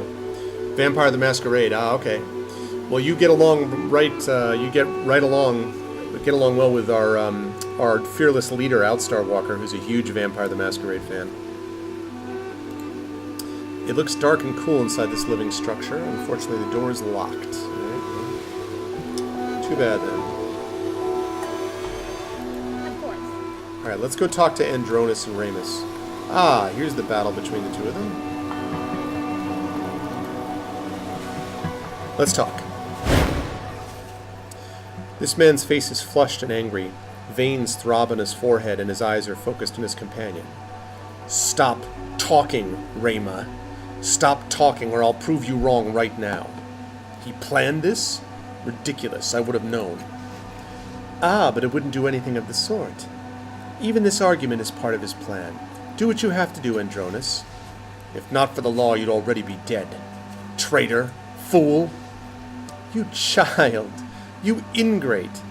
A typical First Militia response. Angry indignation. This is no way for family to behave. You simultaneously turn silent, incredulous looks your way. This is exactly how our family behaves. Get used to it. Adiris asked me to mediate your dispute. Oh, nice, Dizzy. Yeah, I like the Shadowrun games a lot. I like the way that the combat was set up. I like the story. I thought the story was excellent, especially Dragonfall. For me, it went Shadowrun Dragonfall, and then Shadowrun Hong Kong, although Hong Kong is really good, though, and then Shadowrun Returns. I like the stories on all of them, but for me, Dragonfall was the best. But Hong Kong was really good, too. And Returns was good, but I like them in that order. Really excellent. They react exactly like sullen children. Andronis folds his arms and turns away from you. Rayma flushes and stares at her feet. Hey, what's up, John Jay? My favorite game is Dungeons & Dragons, John Jay. Always has been. I was first exposed to it, I think, in 6th grade. Is when I was playing D&D first. I played Keep on the Borderlands, actually, and I was just a player at the time. I wasn't DMing it. And 6th grade, so that was back in 1980... Oh, God. 84, something like that, 83, 84. And then I bought the Red Box, the Dungeons & Dragons Red Box, like, I want to say maybe the next year, like 1985, somewhere like that. And then I started DMing it in high school, probably when I was like a senior in college, a junior or senior in college. I started to DM it. Junior, senior in high school. I started to DM it. And so I've been DMing it for 25 years plus. And actually my publisher, I'm an author, my publisher is the Ed Greenwood Group. So Ed Greenwood, who of course created the Forgotten Realms, is my publisher and also a friend now. And so that's been kind of cool. And I know a lot of the old guard now, Gene Raby and people like that, that were responsible for doing that stuff at the end. So I'm a big D&D fan. Yeah. Yeah, agreed, Coyote. Yeah. All right. Tell us what you need to know. First, what exactly are you arguing about? We mostly disagree on the amount of respect due our sire. Tell me what's troubling you, Andronis. I just don't understand her. The changing god abandoned us at birth, then fed us lie after lie when he chose to speak with us at all. She claims he has a master plan. I see a man who serves himself first and always. He doesn't care if we die. Even I care more if Rayma dies than our sire does. Siblings? Ha! Sharing that bastard's consciousness doesn't make us related. How often do D&D sessions turn into books? I'm not... Well, can you explain a little more what you mean, Rommel? Like, what do you mean by turning into books? In other words, like, sessions become, like, really epic stories? Because I run 2 D&D... At the moment, I'm running 3 D&D campaigns. I run one on this channel, actually, once a month, D&D with the GOG stream team, which hopefully will be happening in a couple of weeks. I run twice a month on my channel. I run something with the Horde of Rise of Tiamat, with a party called Infinity and Beyond. I've been doing that for a couple of years. So that's a higher level campaign. It's been awesome. That's kind of our flagship campaign on my channel. And I also run a new campaign using the Adventures in Middle-earth system, which is based on D&D 5th edition, which is sponsored by the company, actually, Cubicle 7. And that's really awesome, too. So in terms of the stories, I get so many wonderful stories and memories that come out of D&D, if that's what you mean. I don't know whether a session becomes a novel. There have certainly been sessions that do. But part of the problem with that is that you need to be careful a little bit about... if you have a particular campaign, you know aspects of the world and of the story and of your companions that other people are not going to know, And putting that all into a book is not going to be as interesting as you think.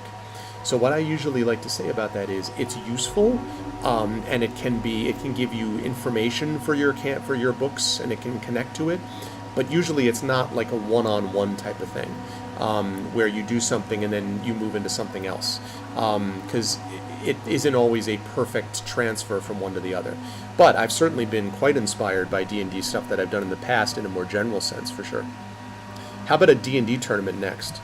That's kind of cool, Dragon. Like, what do you mean? Like a competition of some kind? How would it work? Did you know that she sparked the whole war from my body? He got the first angry at me, then ditched his shell, leaving me to deal with the consequences. Good thing the first knows the difference between the face and the mind.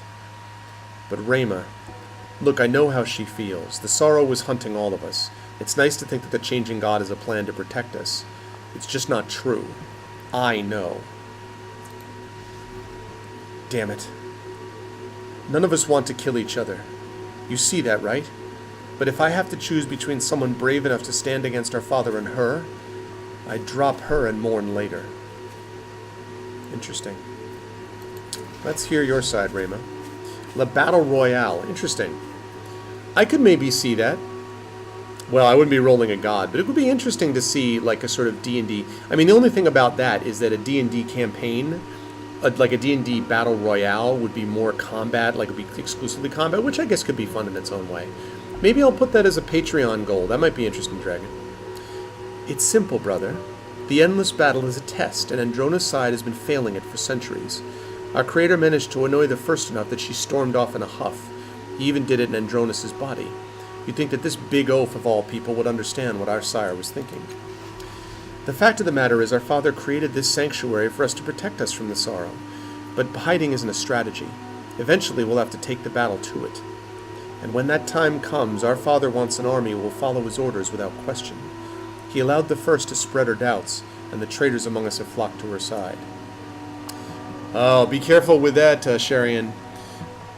I know some pretty badass rangers, and a high-level monk can do some serious work.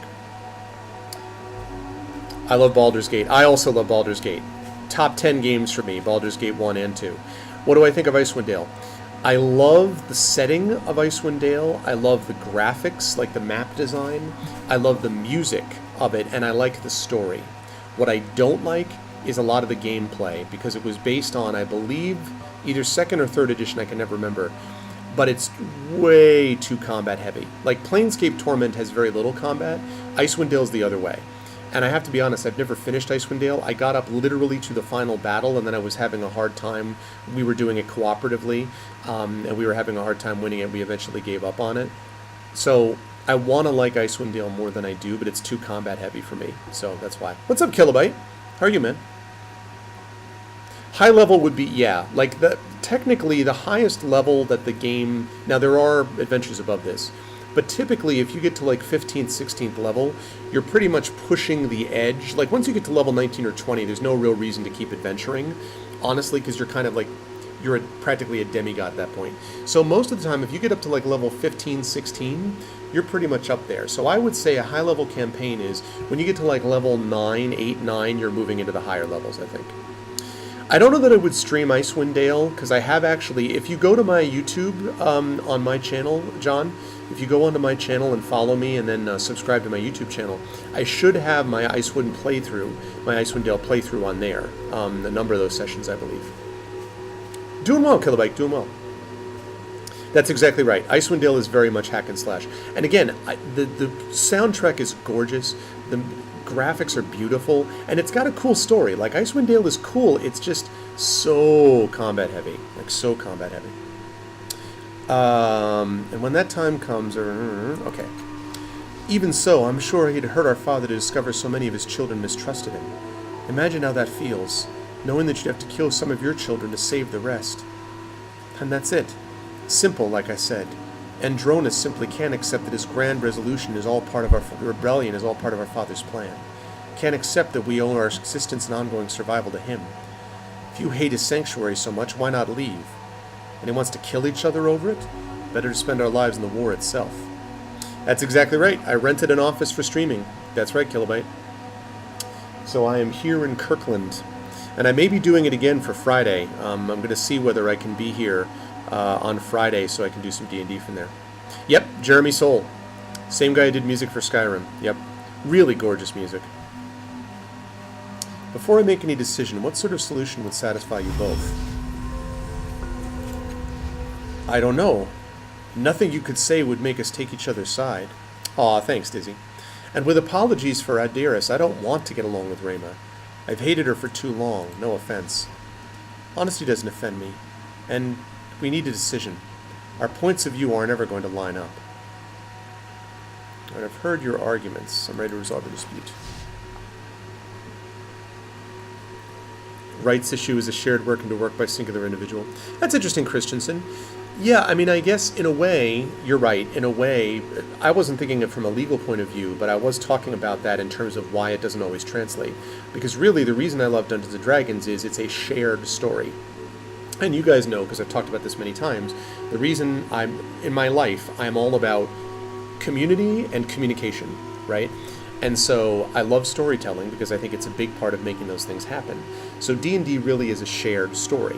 So in a way, even though the Dungeon Master is the lead storyteller, it's what we all do together that makes a difference.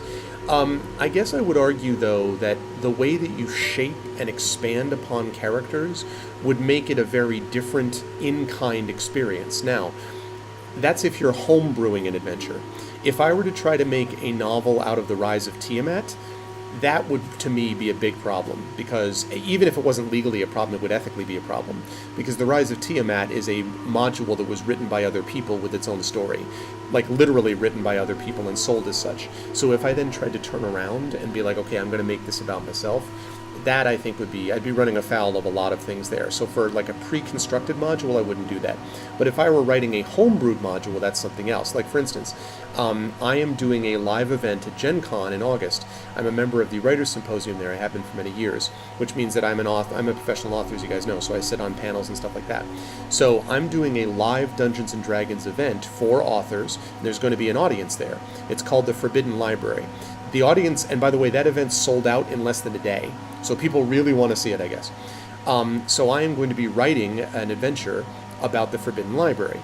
For that, if I then took that and made that into a short story, I don't have a problem with that, and I don't think there'd be any legal or ethical problem with it either, because that really is my story to begin with, and the way that I would expand or change it into an adventure would be different. But if I was taking, you know, the Ghost Tower of Inverness, or if I was taking Keep on the Borderlands, or if I was taking Tomb of Horrors, and trying to make it into a story, wouldn't be quite the same thing. And that's true to Kanjia, yeah. In fact, our albums right now are all copyright The Road, but we actually did, two of us, Aaron and myself. Aaron is my lead guitarist of the band, and he and I write pretty much 90% of the music, maybe 80% of the music, and I write 100% of the lyrics. So we actually are both members of a composers organization called ASCAP, which is the American Society for Composing and something, I don't remember the rest of it, but because, you know, we have songwriting credits, like those are our songs that we've written, but technically The Road as a whole owns rights to the album and stuff like that, so.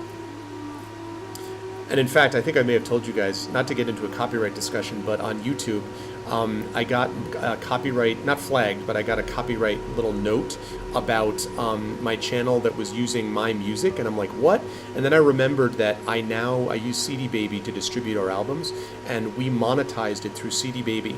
So basically, CD Baby did a copyright check, which means that any revenue from my YouTube video using my music will go to The Road, which is, again, going back to me. So eventually the money gets back to me, which is funny. No, it's like that. Not ASCAP, it's ASCAP. Okay. Still and Stoic.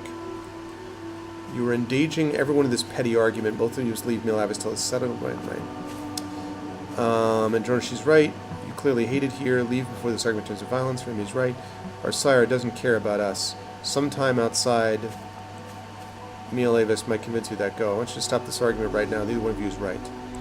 Do you really want to break the truce to kill each other over point of view? Making a note. You're right. We're safe here, but the sorrow is circling. If the rumors are true, I don't want to do its work.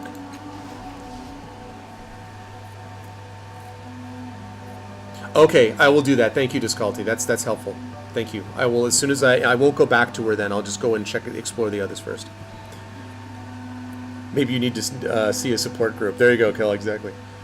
All right, just let's talk about something else, Andronis. Can we do that? Yeah. Aw, yeah. That's right. I solved the problem, people. All right, now I'm going to go talk to other people before we do any more. Dearest, you've given me a lot to think about. She's the first of your kind who doesn't make me fear for my life. The first who makes me want to be better. And I'm going to try.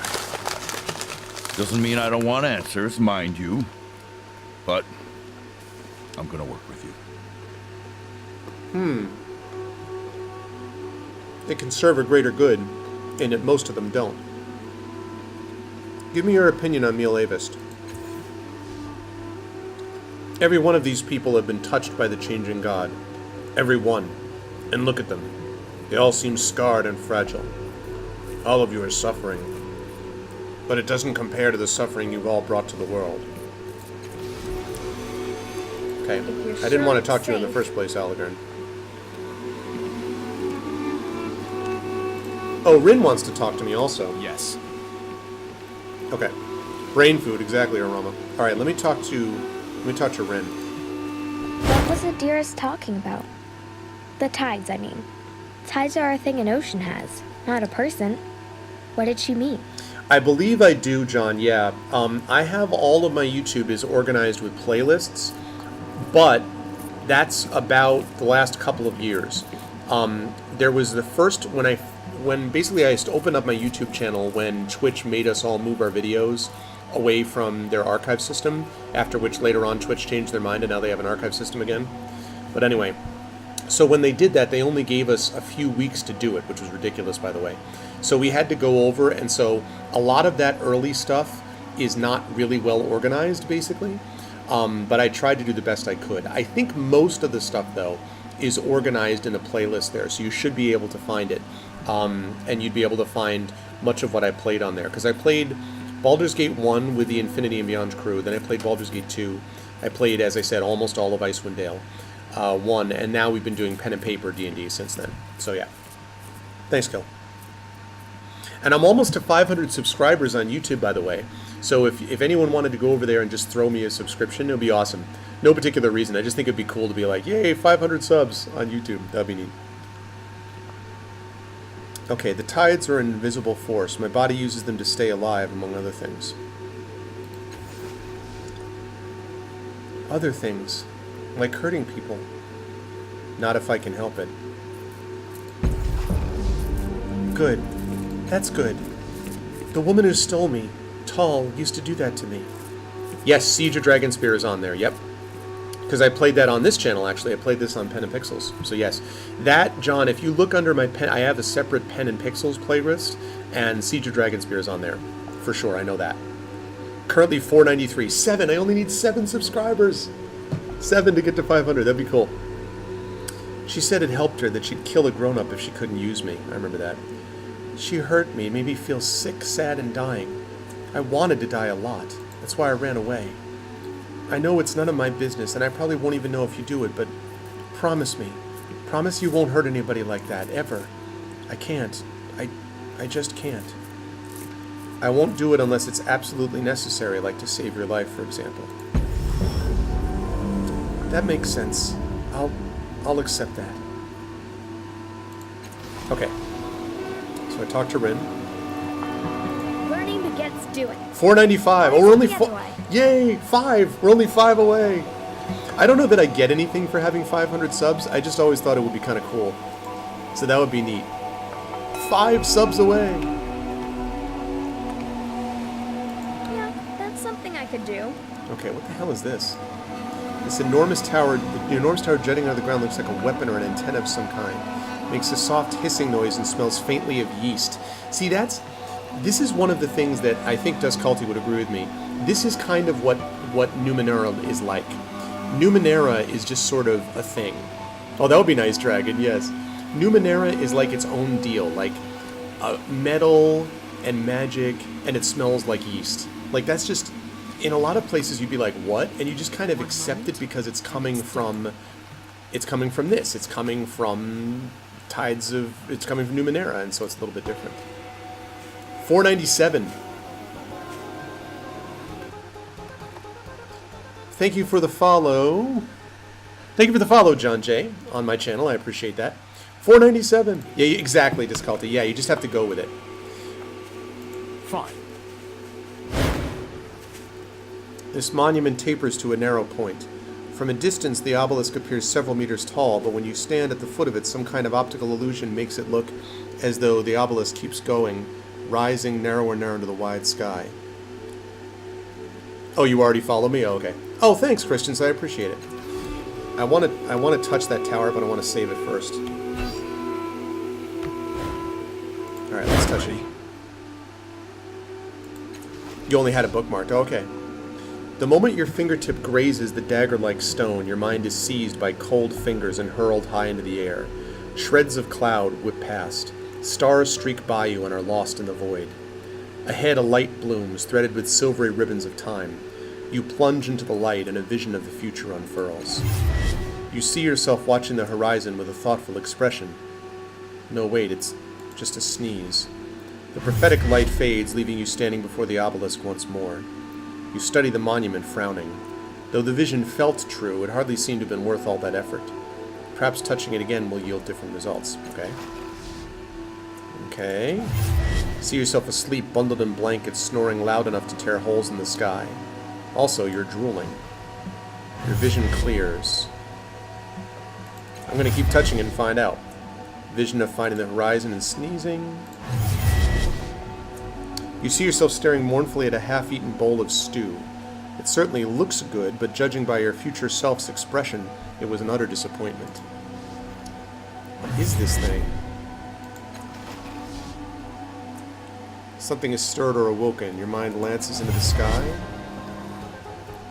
Sounding like a caller rail. Oh, thank you for the thank you again for the follow on my channel. There we go, Dr. Rommel. Thank you for the channel, Rommel. I appreciate it. Yeah, actually, on my Twitch channel, I'm almost up to 4,500 followers too. Both of those things seem to be happening at the same time. But thank you guys for following here. And if you haven't followed GOG.com and or subbed to it, please consider doing that, because really good people on GOG. As you guys know, their vision of the unsatisfactory meal. Your future self is poking a stale piece of bread into the stew, perhaps hoping to salvage the meal. Okay. Sneezing. Aha! Stop him. He's harmed more lives than anyone can count. That's different. That's different.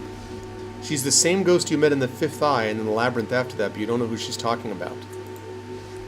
Hands close over your mind and hurl it back to Miel Avis, back to the obelisk. You stagger away from the monument, clutching your head. Seems the obelisk does show meaningful visions. Above the rear of hungry flame, you hear someone gasping raggedly for breath. You open your eyes on a vision of burning devastation. The sorrow towers above it, studying the woman impaled upon its claws with clinical interest. Wow. Alright, I think I got the idea. That's cool, though.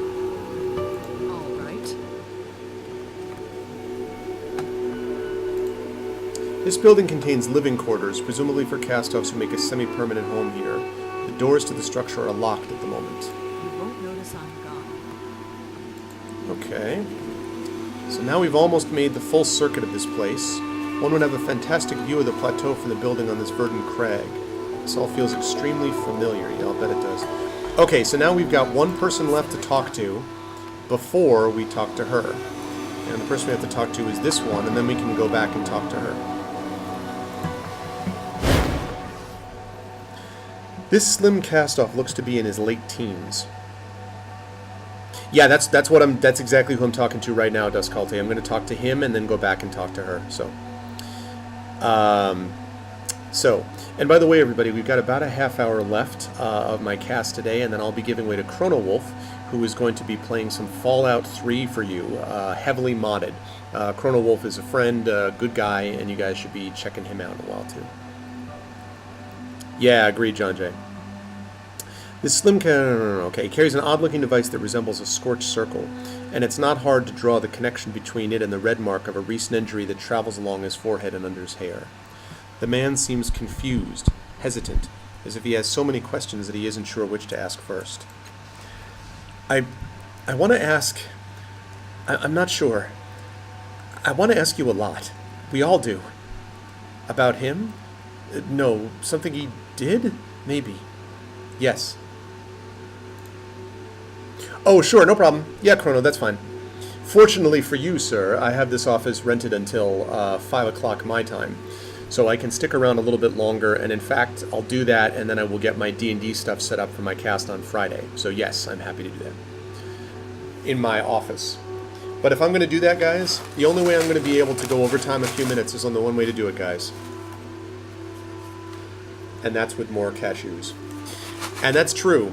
Chrono Wolf did a live session during my charity stream, which was very successful. His was successful, and we were successful. So I was very, very honored to have him on board. All right.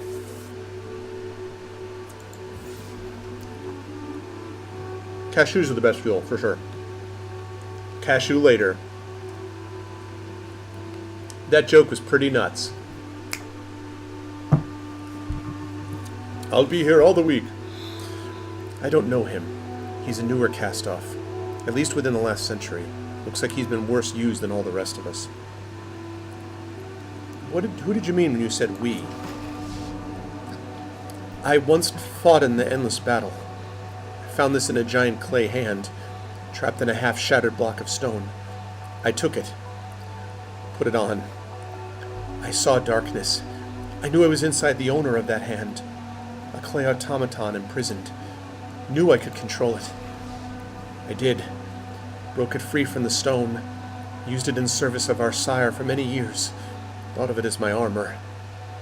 Then, a war construct collapsed on the automaton. They can live for a very long time, Dizzy. I'm not sure if it's forever automatically. They can be killed, but they could theoretically live for a very long time. Crushed it, and the crown burned.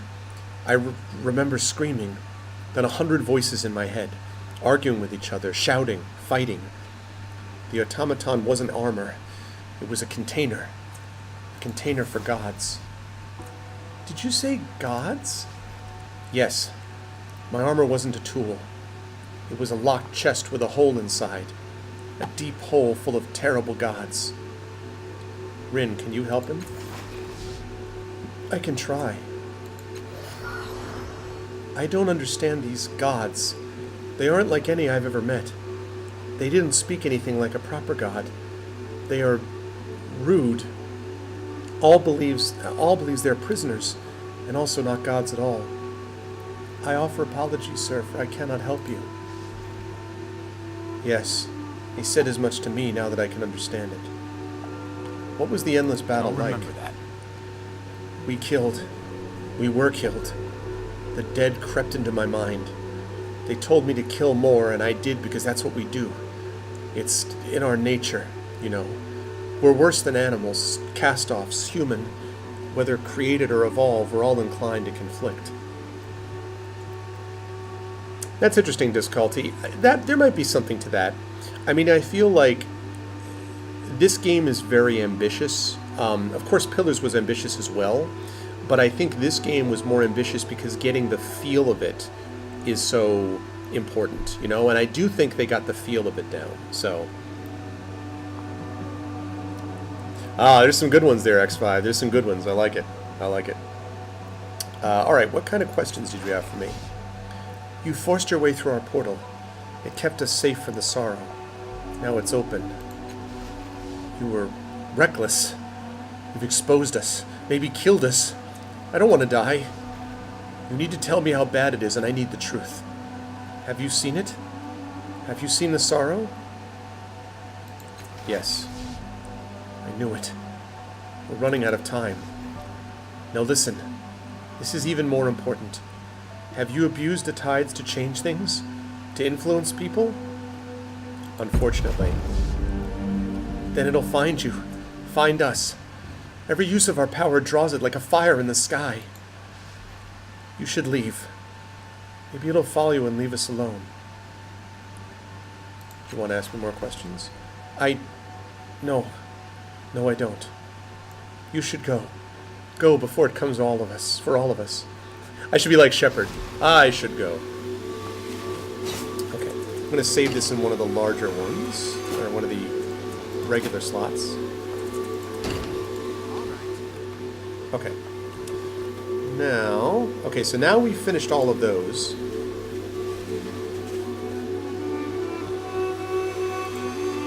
Actually, I never got the Marecaster from him, did I? Can I have your Marecaster?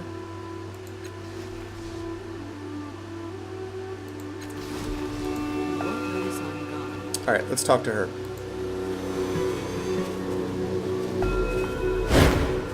Heimdall Hivemind. I managed to persuade them to their senses. They've agreed to a temporary peace. Well done. Well done indeed. To be free to choose is a part of life in Mialavist. We must own our choices, just as we own our responsibilities for the outcome of those choices. Outcomes. Before I can allow you to alter the course of a brother's life, I would hear your opinion on something which touches the lives of all our kind. You have no doubt heard of the endless battle, but what do you know about it? Why do they fight? And who was right? If perchance you've heard only a little about the conflict, you may wish to speak to your brethren before answering. I'll remember that. What's the point? The endless battle used to mean something. It used to be people with principles. But they lost sight of their true goals and it became a self-perpetuating war machine. I don't think the First could stop it now even if she were alive. It's worthless and stupid. I doubt either side knows what they fight for anymore, if they even care.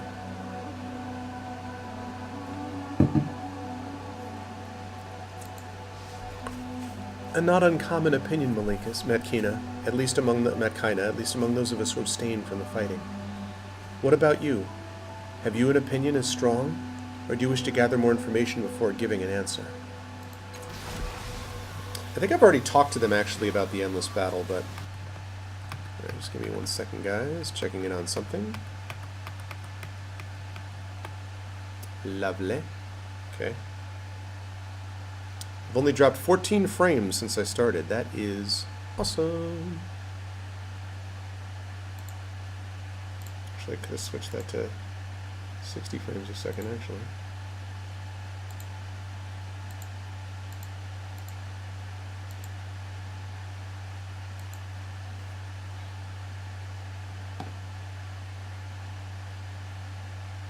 If you're sure it's safe. Okay. I think I already know most of this endless battle stuff, but... Okay, let's see. Tibir said the fighting is pointless, but the conflict is highly profitable. Barakel believes the conflict makes us stronger. Lady Ants didn't have an opinion. From Thalana's point of view, the war only serves to ruin the lives of those involved. Melmoth said it's a waste of lives and knowledge. Alkashai pointed out that killing is human nature. That kind of believes the war just perpetuates itself. Yeah, I feel like the war is the real enemy. Consider it done. I agree with Denzel Washington's character in Crimson Tide, which is that war itself is the enemy.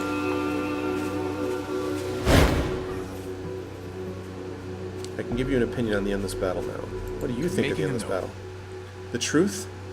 It is a waste of life, a waste of talent, a waste of Numenera that could be used to make the world better. They say conflict is the driver of progress, but the world has achieved all the technological progress it requires.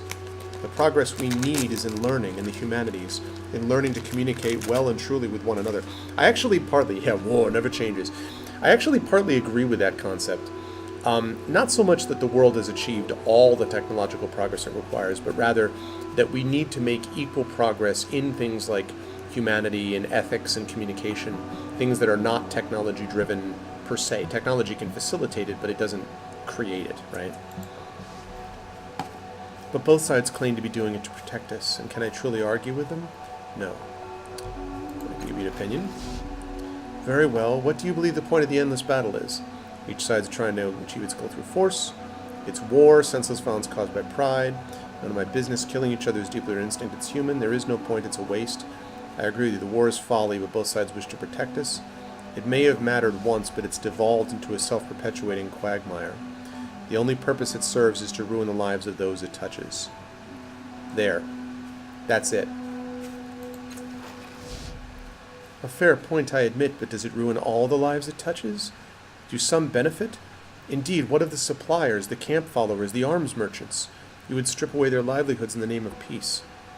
An interesting opinion. Did a cast-off really voice it to him? Then they are part of the problem. The endless battle only creates devastation. There is merit in standing by one's opinion. Only be certain that, in doing so, you do not shut your ears to the opinions of others. So, why do you think I've asked you this? No.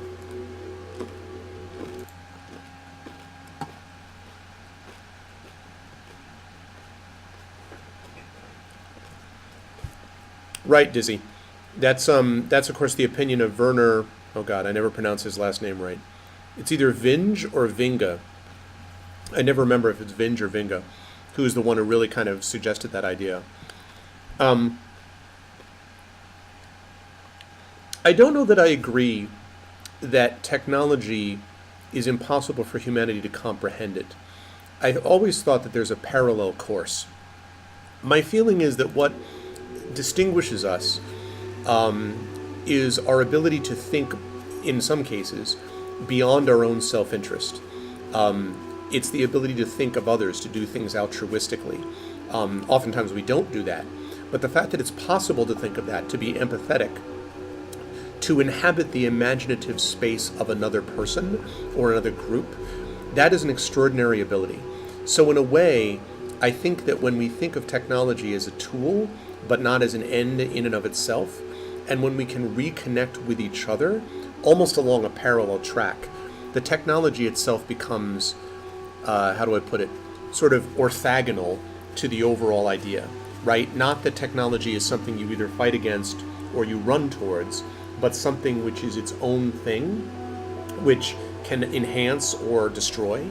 And what we need to do is come up with who we are. Like, my belief is that we need to work on who we are as people and then have technology serve that end as opposed to what serves the technology itself. And that makes a big difference. Oh, Kurzweil. Well, I know it from Werner Vinga. Or Vinja, or Vinga. What's up, Optic? How you doing, man? So, yeah. Let's see. So, why do you ask this? Let me start from the first task. Why would I tell you to talk to Menoth when he ridicules my beliefs? You wanted to expose me to other viewpoints. Precisely. When we have incomplete information or are exposed to alternate opposite viewpoints, how do we judge which is true? We must reach a conclusion at some point, but unless those conclusions are backed with incontrovertible evidence, you must never imagine that you have the sole grasp on the truth. And what do you imagine I intended when I asked you to intervene with Ramus and Adronis? To resolve a dispute with regard for both parties' feelings and motivations. That is exactly so. My intention for you in this task was to have you change the lives of your siblings for the better, while they still control their own bodies. To offer them alternatives, and see if you can provide them a route through their troubles that maintains their core goals. Then we come to the question of the endless battle. What purpose did that discussion serve? To learn more about the battle and understand the truth behind it. It is important for you to understand the greatest conflict our siblings have inflicted on the world. But whether there is any truth behind is not for me to say, nor was it the purpose of the task. The goal in all of this was to make you question your assumptions, to see things through others' eyes. It may be that nothing of import happens in Zarian's mare. You might enter, speak with Mazov, and leave without altering him a bit. But even if so, there will be other mares. What if the next one is Melmoth's, or Rama's, or even mine? Whose assumptions will you take with you into that life? Whose goals will you accomplish, and at what cost? You have the power to change the course of a life, of many lives, without their permission or even their knowledge. You will have to weigh their desires against your own, deciding whether the needs of your life are more important than theirs. You'll have to know with the utmost certainty and integrity, what does one life matter? Seek your own answer, brother. That is what matters most. Oh my gosh. We got some big ones. Here we go. Oh, there's subscriptions for affiliates? Really? Oh, wow. Hold on a second. I gotta look at this quickly. Affiliates will have access to all subscription options. So wait, so what is the difference between So what's the difference between affiliates and... Affiliates will have access to all subscription options. So what is the difference, though? Wow. That is a big deal.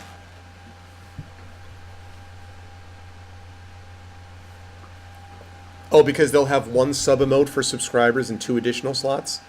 Wow. Interesting. I mean, I am an affiliate, so... Interesting.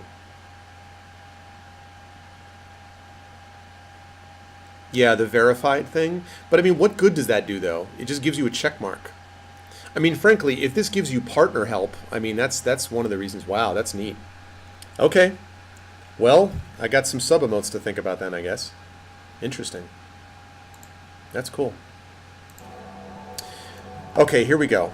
So here, this is a tough call, chat. This is a big one. You'll unlock your way up to Subtree. Well, all right. I look forward to seeing how that works. Okay, here we go. One life doesn't matter except insofar as it serves a greater whole. Each life is important. Every person carries a world of potential. Each life should benefit others. I like that. One life doesn't matter. Well, that's possible then, Takanjia. I'm looking for... Yeah, well, we'll see how it goes. I will open that up, and we're going to see. I'm going to have to think about that. I've already said that I'm not going to change my Patreon for the sub... for affiliate subs, but I could see down the line if, once I get partnership, I could move away from Patreon into subs, so we would see. What am I in Kirkland for? I'm actually visiting in-laws. My wife is from Seattle, so we're visiting relatives out here. But at the end of this trip, we're actually flying back into Boston, X5, and I'm going to a convention conference called ReaderCon there. I'm going to be doing a reading there, and I'm going to be sitting doing some panels at a ReaderCon, which I do every year. So, okay, so I like 2 so far. One life doesn't matter. It's an infinitesimal spark against the timeline of cosmos. No, not true. It matters only as much as we let it matter. We make our own meaning, our own truths. That's the humanist approach. That's interesting. Life matters only if you experience it. If you let it wither and stagnate, it doesn't matter at all. That's true. What is life with the memories you leave behind? We're not dead until you're forgotten. What matters is money, power, fame. No. One life can find new knowledge, making new discoveries, passing along knowledge, making humanity greater. That's the purpose of life. Somewhat. If you're talking about legacy, who cares? What matters is you build something and use your life constructively. Sort of. What matters is continuity of life, having children, creating more life, passing along experience. I would say 2. Each life is impossible. Every person carries a world of potential. Each life should benefit others. Yeah, read Icon. An admirable belief, and one I share. Making a note. Alright, a small, clean box. This is the Maricaster of a cast-off named Zarian. One brother looked into it once and reported seeing Zarian in the fields of Osophagan and later speaking with Mazov. I highly recommend you take care of any unfinished business before you went to the mayor. You can change the past, after all. Anything might happen. Let me know when you're ready. Okay. Alright, so we did it, guys. So, let's do it. You guys ready to enter the mayor? You ready to do it?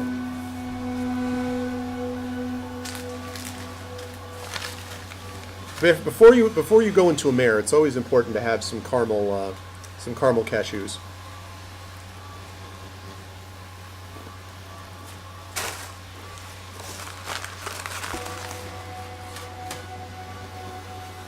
Oh, I missed that one, John. Sorry. Rank the best Infinite Engine game.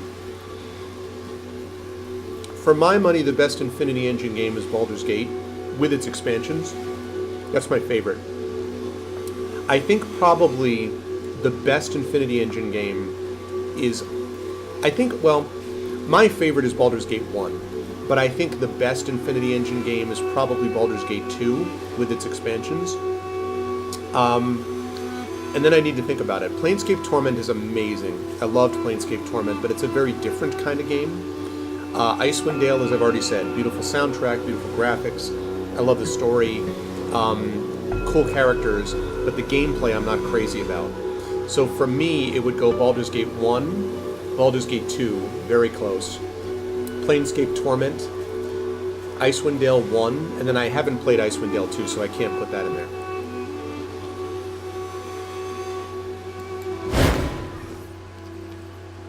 Alright, let's do it.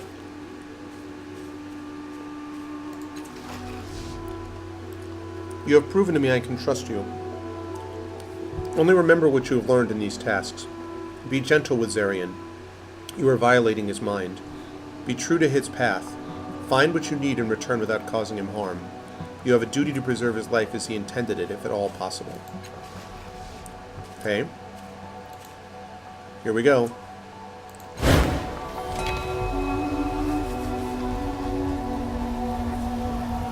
When you first open your eyes, there's only a ruddy glow and frightening shapes and shadows around you. The air is hot and stifling. As your eyes adjust, you realize you're outside, but the sky is darkened by clouds of pitch.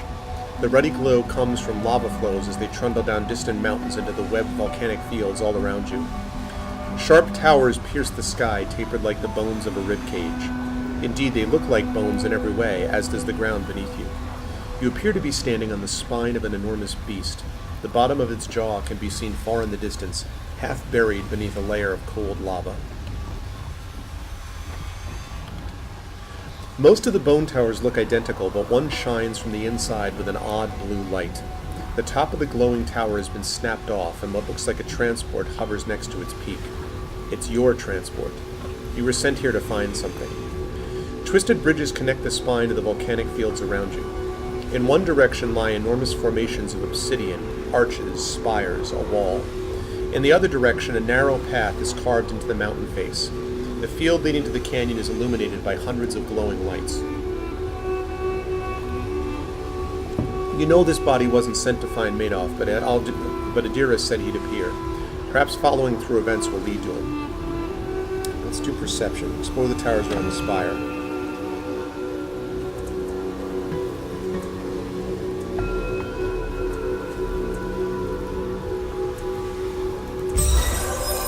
You search through tower after tower. Some of the chambers you come to are filled with piles of dead relics and broken ciphers, but nothing of value. Finally, you come across something promising. You find a staff made of some prior world metal. It's cool to the touch, unusual given the extreme temperature of the air itself, and burn marks blacken one end. Very likely this was used as a weapon. Yeah, it does, Descalta, yeah. It may work again, but probably only once. You take the staff with you. Alright, try to remember who you are now. You can find Mazov. You are in the body of Zarian Daywalker, a jack who can speak with the dead. Indeed, now that you remember that, you can feel the dead all around you. You can hear them. It takes little effort to know the stories of those who died here. You may even be able to imbue some of your life force into their corpses. Zarian is wearing a black, form-fitting suit that keeps off the worst of the heat. He carries a whip and various necromantic ornaments. Zarian was on a task for someone called the Chimera. He was sent here to find some kind of sphere. Okay. Perhaps Zarian's mission will aid you on your own. Use your connection to the dead to learn more about the area of the sphere. You are in a place called the Fields of Ossiphagan, and many have lived and died here, though it seems a terrible place to live.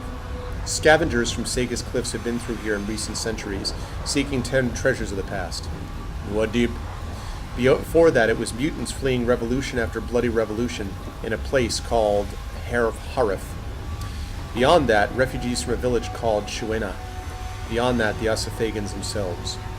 You see a glimmer of a powerful artifact. Hundreds of years ago, there was a battle here. Many died.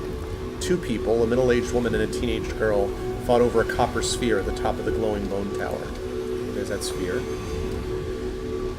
Perhaps that copper sphere is what you were seen to find. You're at the top of the broken tower. Bone tower. Jagged bone walls act as a kind of parapet. From here you can see the fields of Ossiphagan even better. The spire below you, the obsidian formations in one direction, and the glowing fields in front of the mountain pass in the other. Actually, I think that's spine, not spire. Floating just next to the tower is a hovering pod made of azure steel. A ramp leads from the parapet into the transport. Go to the top. Little has happened here, but for one event that immediately becomes apparent. You see a middle-aged woman. You know her name is Amma, facing off against a young girl named Thaya. Amma is hovering in the air like the transport does now. She holds a copper sphere that glows with a golden light.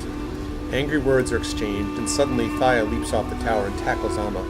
The two of them soar through the air toward the obsidian formations in the distance. Let's go to the obsidian formation then.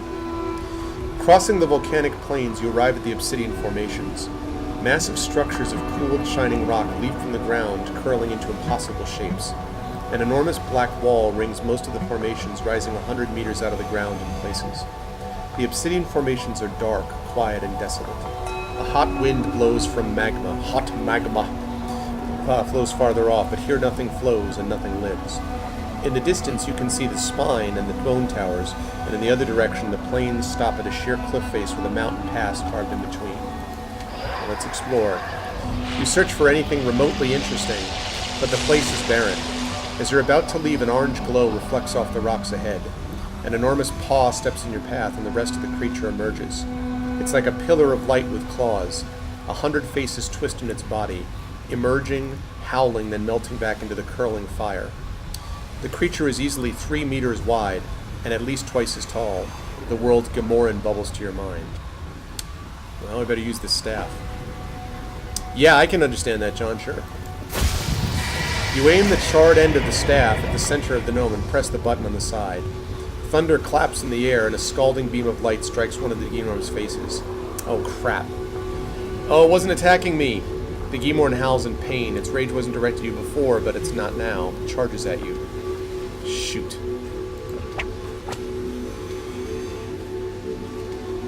This didn't work.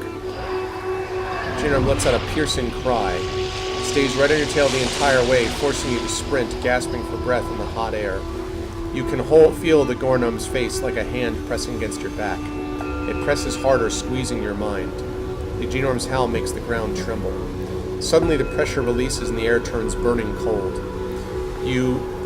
Let's see. Welcome back, Rose. You risk a glance behind you and realize you're in the center of the plains leading to the mountain pass, surrounded by fire wights. Gnorm grabs wights one at a time, tearing them in two, then tossing them aside. The wights rush forward to defend themselves against the horrible beast. In their anger, you are forgotten and ignored. Okay. You see a group of people in tattered clothing march through the pass and out of these fields. They are terrified, having lost many of their numbers to the wights.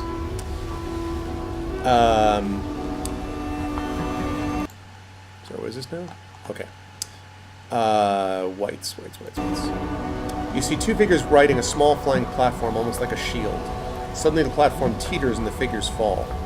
You can see the spot where the shield fell, and though their bodies are no longer there, you can feel their presence very strongly. And there, a short distance, you can see where one of the figures drop what looks like a copper sphere.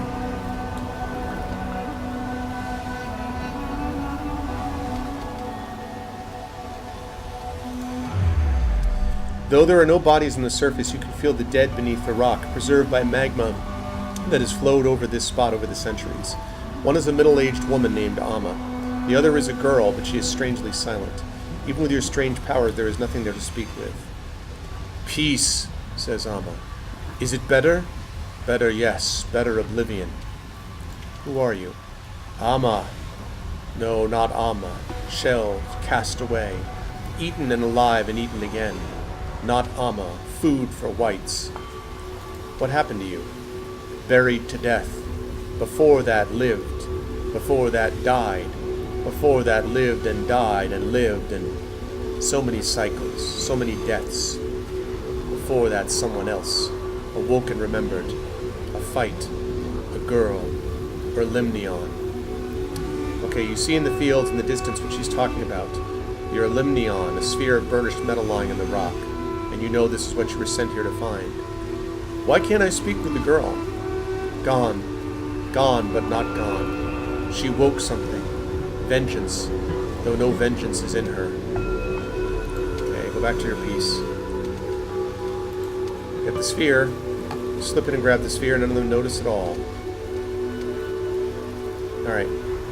I am returned to the spire. Tower of the transport.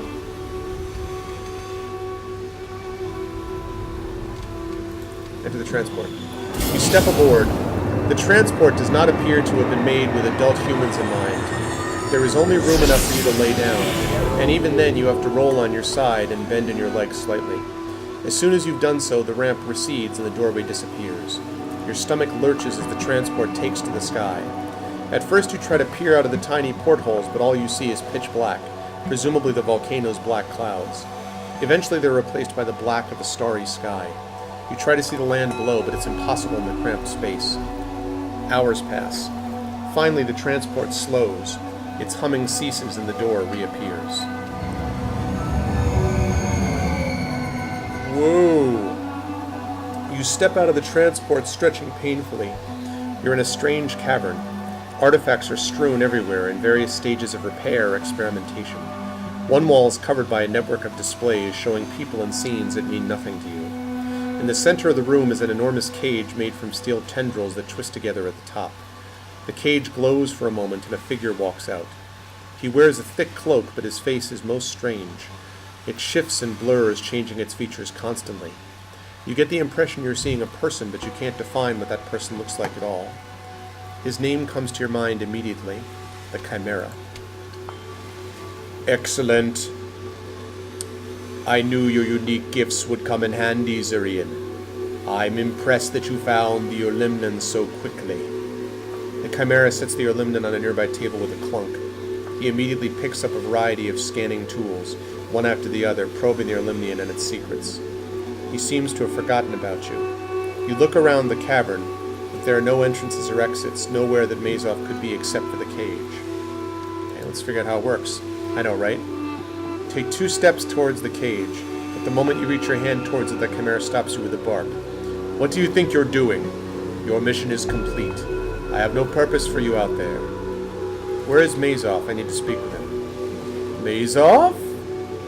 I'm not sure that Tinkerer could tell you anything useful, but I think of no reason to deny you. The Chimera turns and slides a hand along one of the metal tendrils.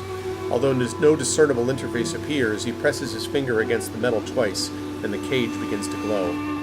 The Chimera turns his attention back to the sphere, indicating you should enter the cage with a dismissive wave. 2 of the metal bends tendrils become a kind of doorway. On the other side, Mazov squats on some sandy alien shore. Stars twinkle in the sky behind him, but they are no stars you recognize. He picks up his head as though he heard something, then he turns around to face you. One of his eye sockets is artificial, alternately projecting a human eye, a snake's eye, and something even more alien in the time he looks you over. He looks like a shipwreck survivor. Chested, ragged pants, ragged beard. If so, he's better fed than you'd expect. Zarian? He says, human eyes squinting in the light. What the hells do you want? Yeah, I can agree with that, John. I know what you mean. Let's see. Where are you? I'm on a goddamn beach having the time of my life. Where does it look like I am? What the hells did you want?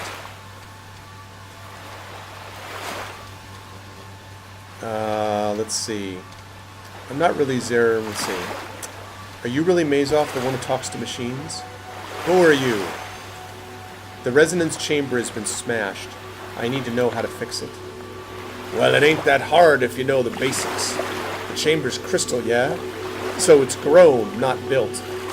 So long as the chamber's core is intact, it should know how to grow itself. You just need a catalyst to... Why do you want to know this? The resonance chamber is only good for... Who sent you? Why are you after this? I'm trying to stop the sorrow from hurting us. I don't doubt it would stop the sorrow and a great many other things. I don't know how, but the changing God is trying to use you. If that chamber's fixed, nobody benefits but him. You can't trust a damn word that bastard says. It wasn't the changing God who told me. Chronowolf said he was going to be a few minutes late, so basically a few minutes because he's coming home from work and there's traffic and stuff, so when he's here I will bail out about that. Ha! Well, if that's true, then it's someone only has our sire's interest in mind. Stay away is my advice. The resonance chamber is only good for one thing, and that's snuffing us out. The changing God plans to use it to merge all of us, every cast-off that still lives, back into his body. That's his plan for stopping the sorrow. Look, I don't know who you are or what your part in this is, but you cannot let him activate that chamber. You need... The first is alive. Oh, the first cast-off is alive. Oh, snap. And she's got her own plan for the chamber, one that won't kill us all. Our sire is a new cast-off body that he plans to use as a catalyst for the chamber, but the first is a better plan. Something that won't snuff out every last one of us. Look for her in in the bloom. Just make sure you don't. Before he can finish, you feel a wrenching twist in the center of your body like your heart is being wrung dry. Your vision tunnels black and you feel as though your body were being sucked through a steel pipe. You're being pulled out of the mare, but it's far more painful than it ever was before.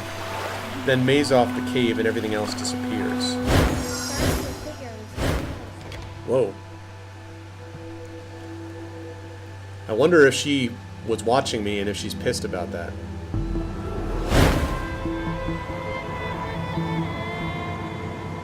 Whoa. What the hell is this? Right, Jane? Exactly.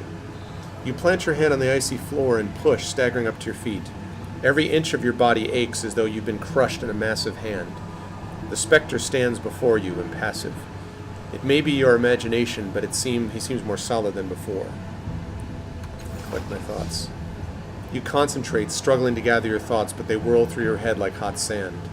The specter sighs, seeming less solid now than he was a moment ago. We need to talk, he says. You barely hear him through the pain. But this is your mind honed in your duel against melees, sharpened to a glittering edge. You inhale, clear the pain from your limbs, and gather your thoughts to you. Focusing, you open your eyes. The specter, now slightly transparent, is speaking again. I have something I've been meaning to tell you. You see, I haven't been completely honest with you. I'm not a part of you. You're part of me. I created you. I'm the changing God. Really? Now, is he the changing God, or is someone faking me out? Interesting. You said you were thought that I couldn't read you because you were like most things in here. A lie. I'm not just some reflection. I don't know. I'm the changing God. I hid my thoughts from you. Now, I know this is a lot to take in. It means this body is yours is actually mine. I lived in it for years. And now that we know the first is still mine, I need it back. And what would happen to me? A good question. Once you give me my body back, your thoughts would be pushed to the back of my mind. It would be frightening for a moment. Disorienting maybe, but not painful. And then our thoughts would merge. You'd become a part of me again. And that's it. Now, give me my body back. Screw up, I'm not giving you your body back. This is my body, not yours. I knew you'd say that. But let's get this straight. I lived in this body. I made it for a purpose. And now you say your wisp of a life outweighs my centuries of experience? Or maybe you think my first cast-off has a better way, Some magical solution to live out your false existence without price? I promise you, she has no such thing. She has always only killed to get what she wants. Her self-interest is just as strong as yours and mine. The only difference between the three of us is that I am real. You wouldn't exist if it weren't for me. You don't exist apart from me. Everything you are is a byproduct of my skills, my intellect, my experience. And now that I have the chance to stop the sorrow, to save us all, you refuse me? Who in the hells are you? The new owner of this body. It was never yours to take. No. Let me tell you what you are. Oh, okay, cool. I'm just about done here, Krona. You're an accident of fate, a parasite in the mind I built. You're a child. I don't want to destroy you, but I will if I must. Give me control. Never. Then I'll take it. Oh, damn. Tidal energy. You're diminishing. He's winning. You search your mind, your heart and memories for something that will loosen his hold on you. Oh my god. Don't need to fight.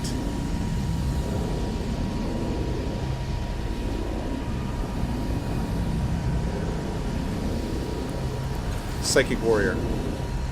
Struggling against the thunderous waves of the Spectre's power, you struggle to remember the vision she showed you.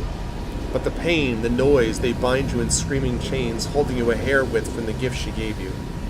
No, says Leto in your ear. And she says the word again, the noiseless word she once whispered to you. Her prophecy blossoms in your mind, a shining silver web of lies and possibilities. Certainty fills you like armor. This moment is no accident. This is where you were meant to be. Across from you, the Spectre flinches. His outline blurs, becoming hazier. Worlds of Tara. Drawing breath, you shout the sharp, barbed words that once destroyed the people of ancient Kara. They tear themselves from you and lunge at the Spectre, closing over his mind like a mouthful of yellow, jagged teeth. He staggers, hissing, then plunges his hands into his head. One by one, the specter pulls the words out and crushes them in his now fading fists. He's now transparent, now nearly gone. Struggle against the ground. We don't need to fight. We aren't fighting.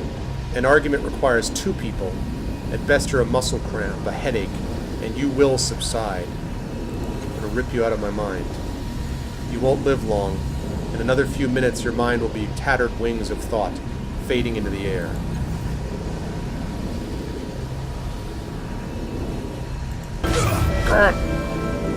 Tidal surge. Don't. Pow. Took a lot of damage? Fine. You're so intent on stopping the sorrow on your own, have at it. Let's see how you handle what's in store without my help, my guidance. I wasted my time trying to reason with you. That won't happen again. Wham! Suck it, changing god. You don't get to do with me what you will. Wander around, leaving a bunch of bodies floating around with nothing to do, all angry at each other.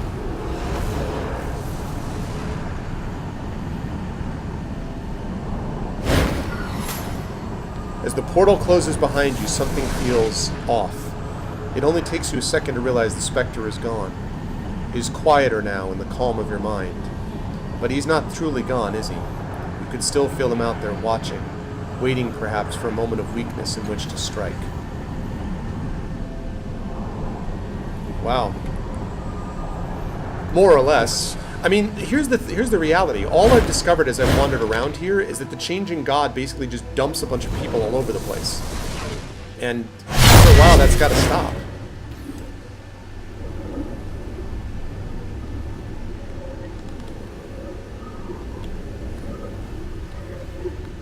Alright, I'm just getting out of this place. Let's go. And then I will close up shop and I will give way to Matt, who is now here. Creating characters is a lot of fun. You speak the truth, Baron. You speak the truth. Yes.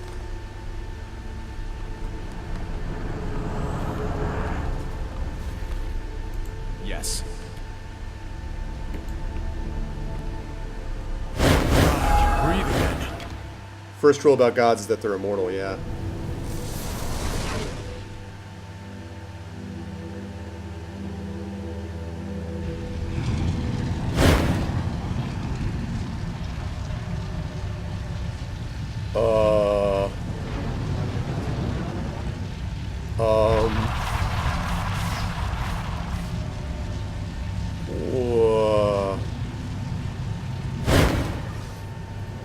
Your eyes snap open and you feel you've fallen deeper into the labyrinth, another fathom. Flames rake the ground around you, the bedrock buckling under the heat. The image of Adiris resolves as your vision adjusts to the searing light. You're awake. Quickly now, while you were inside the mirror.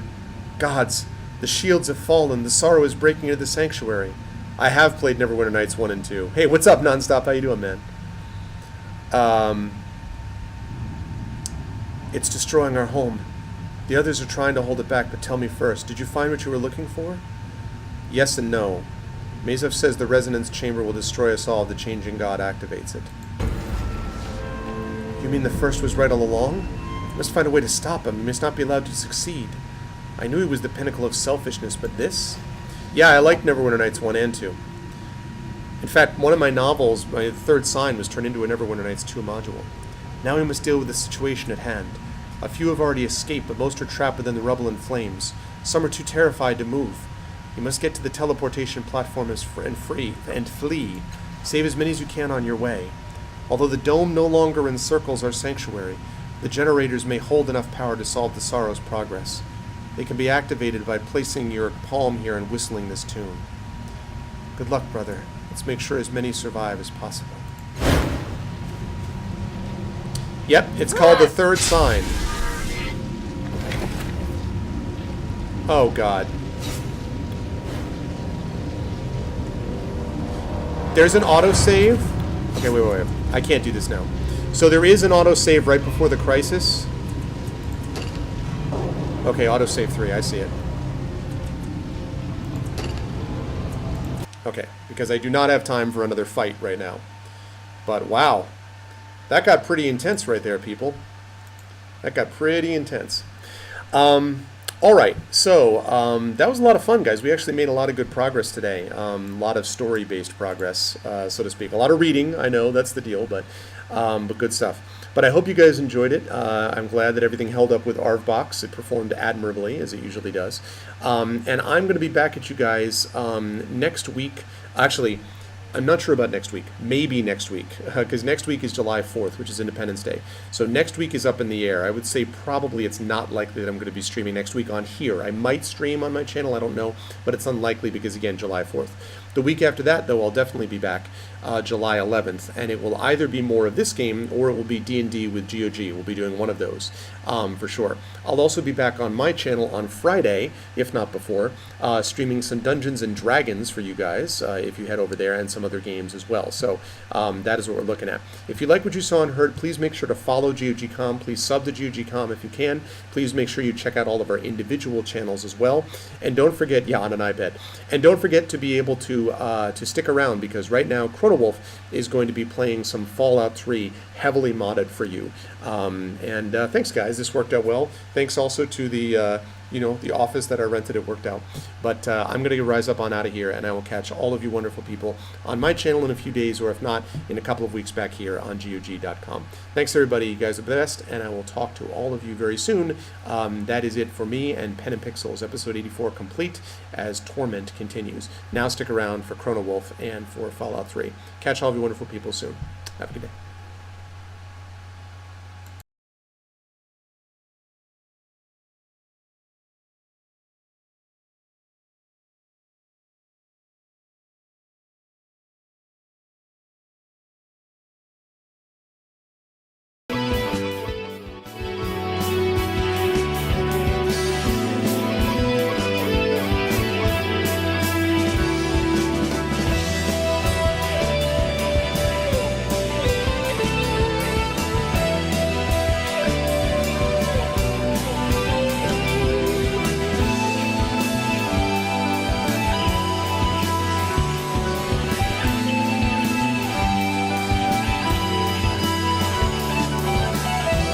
Gets more cold this time of year. The sun is hidden far from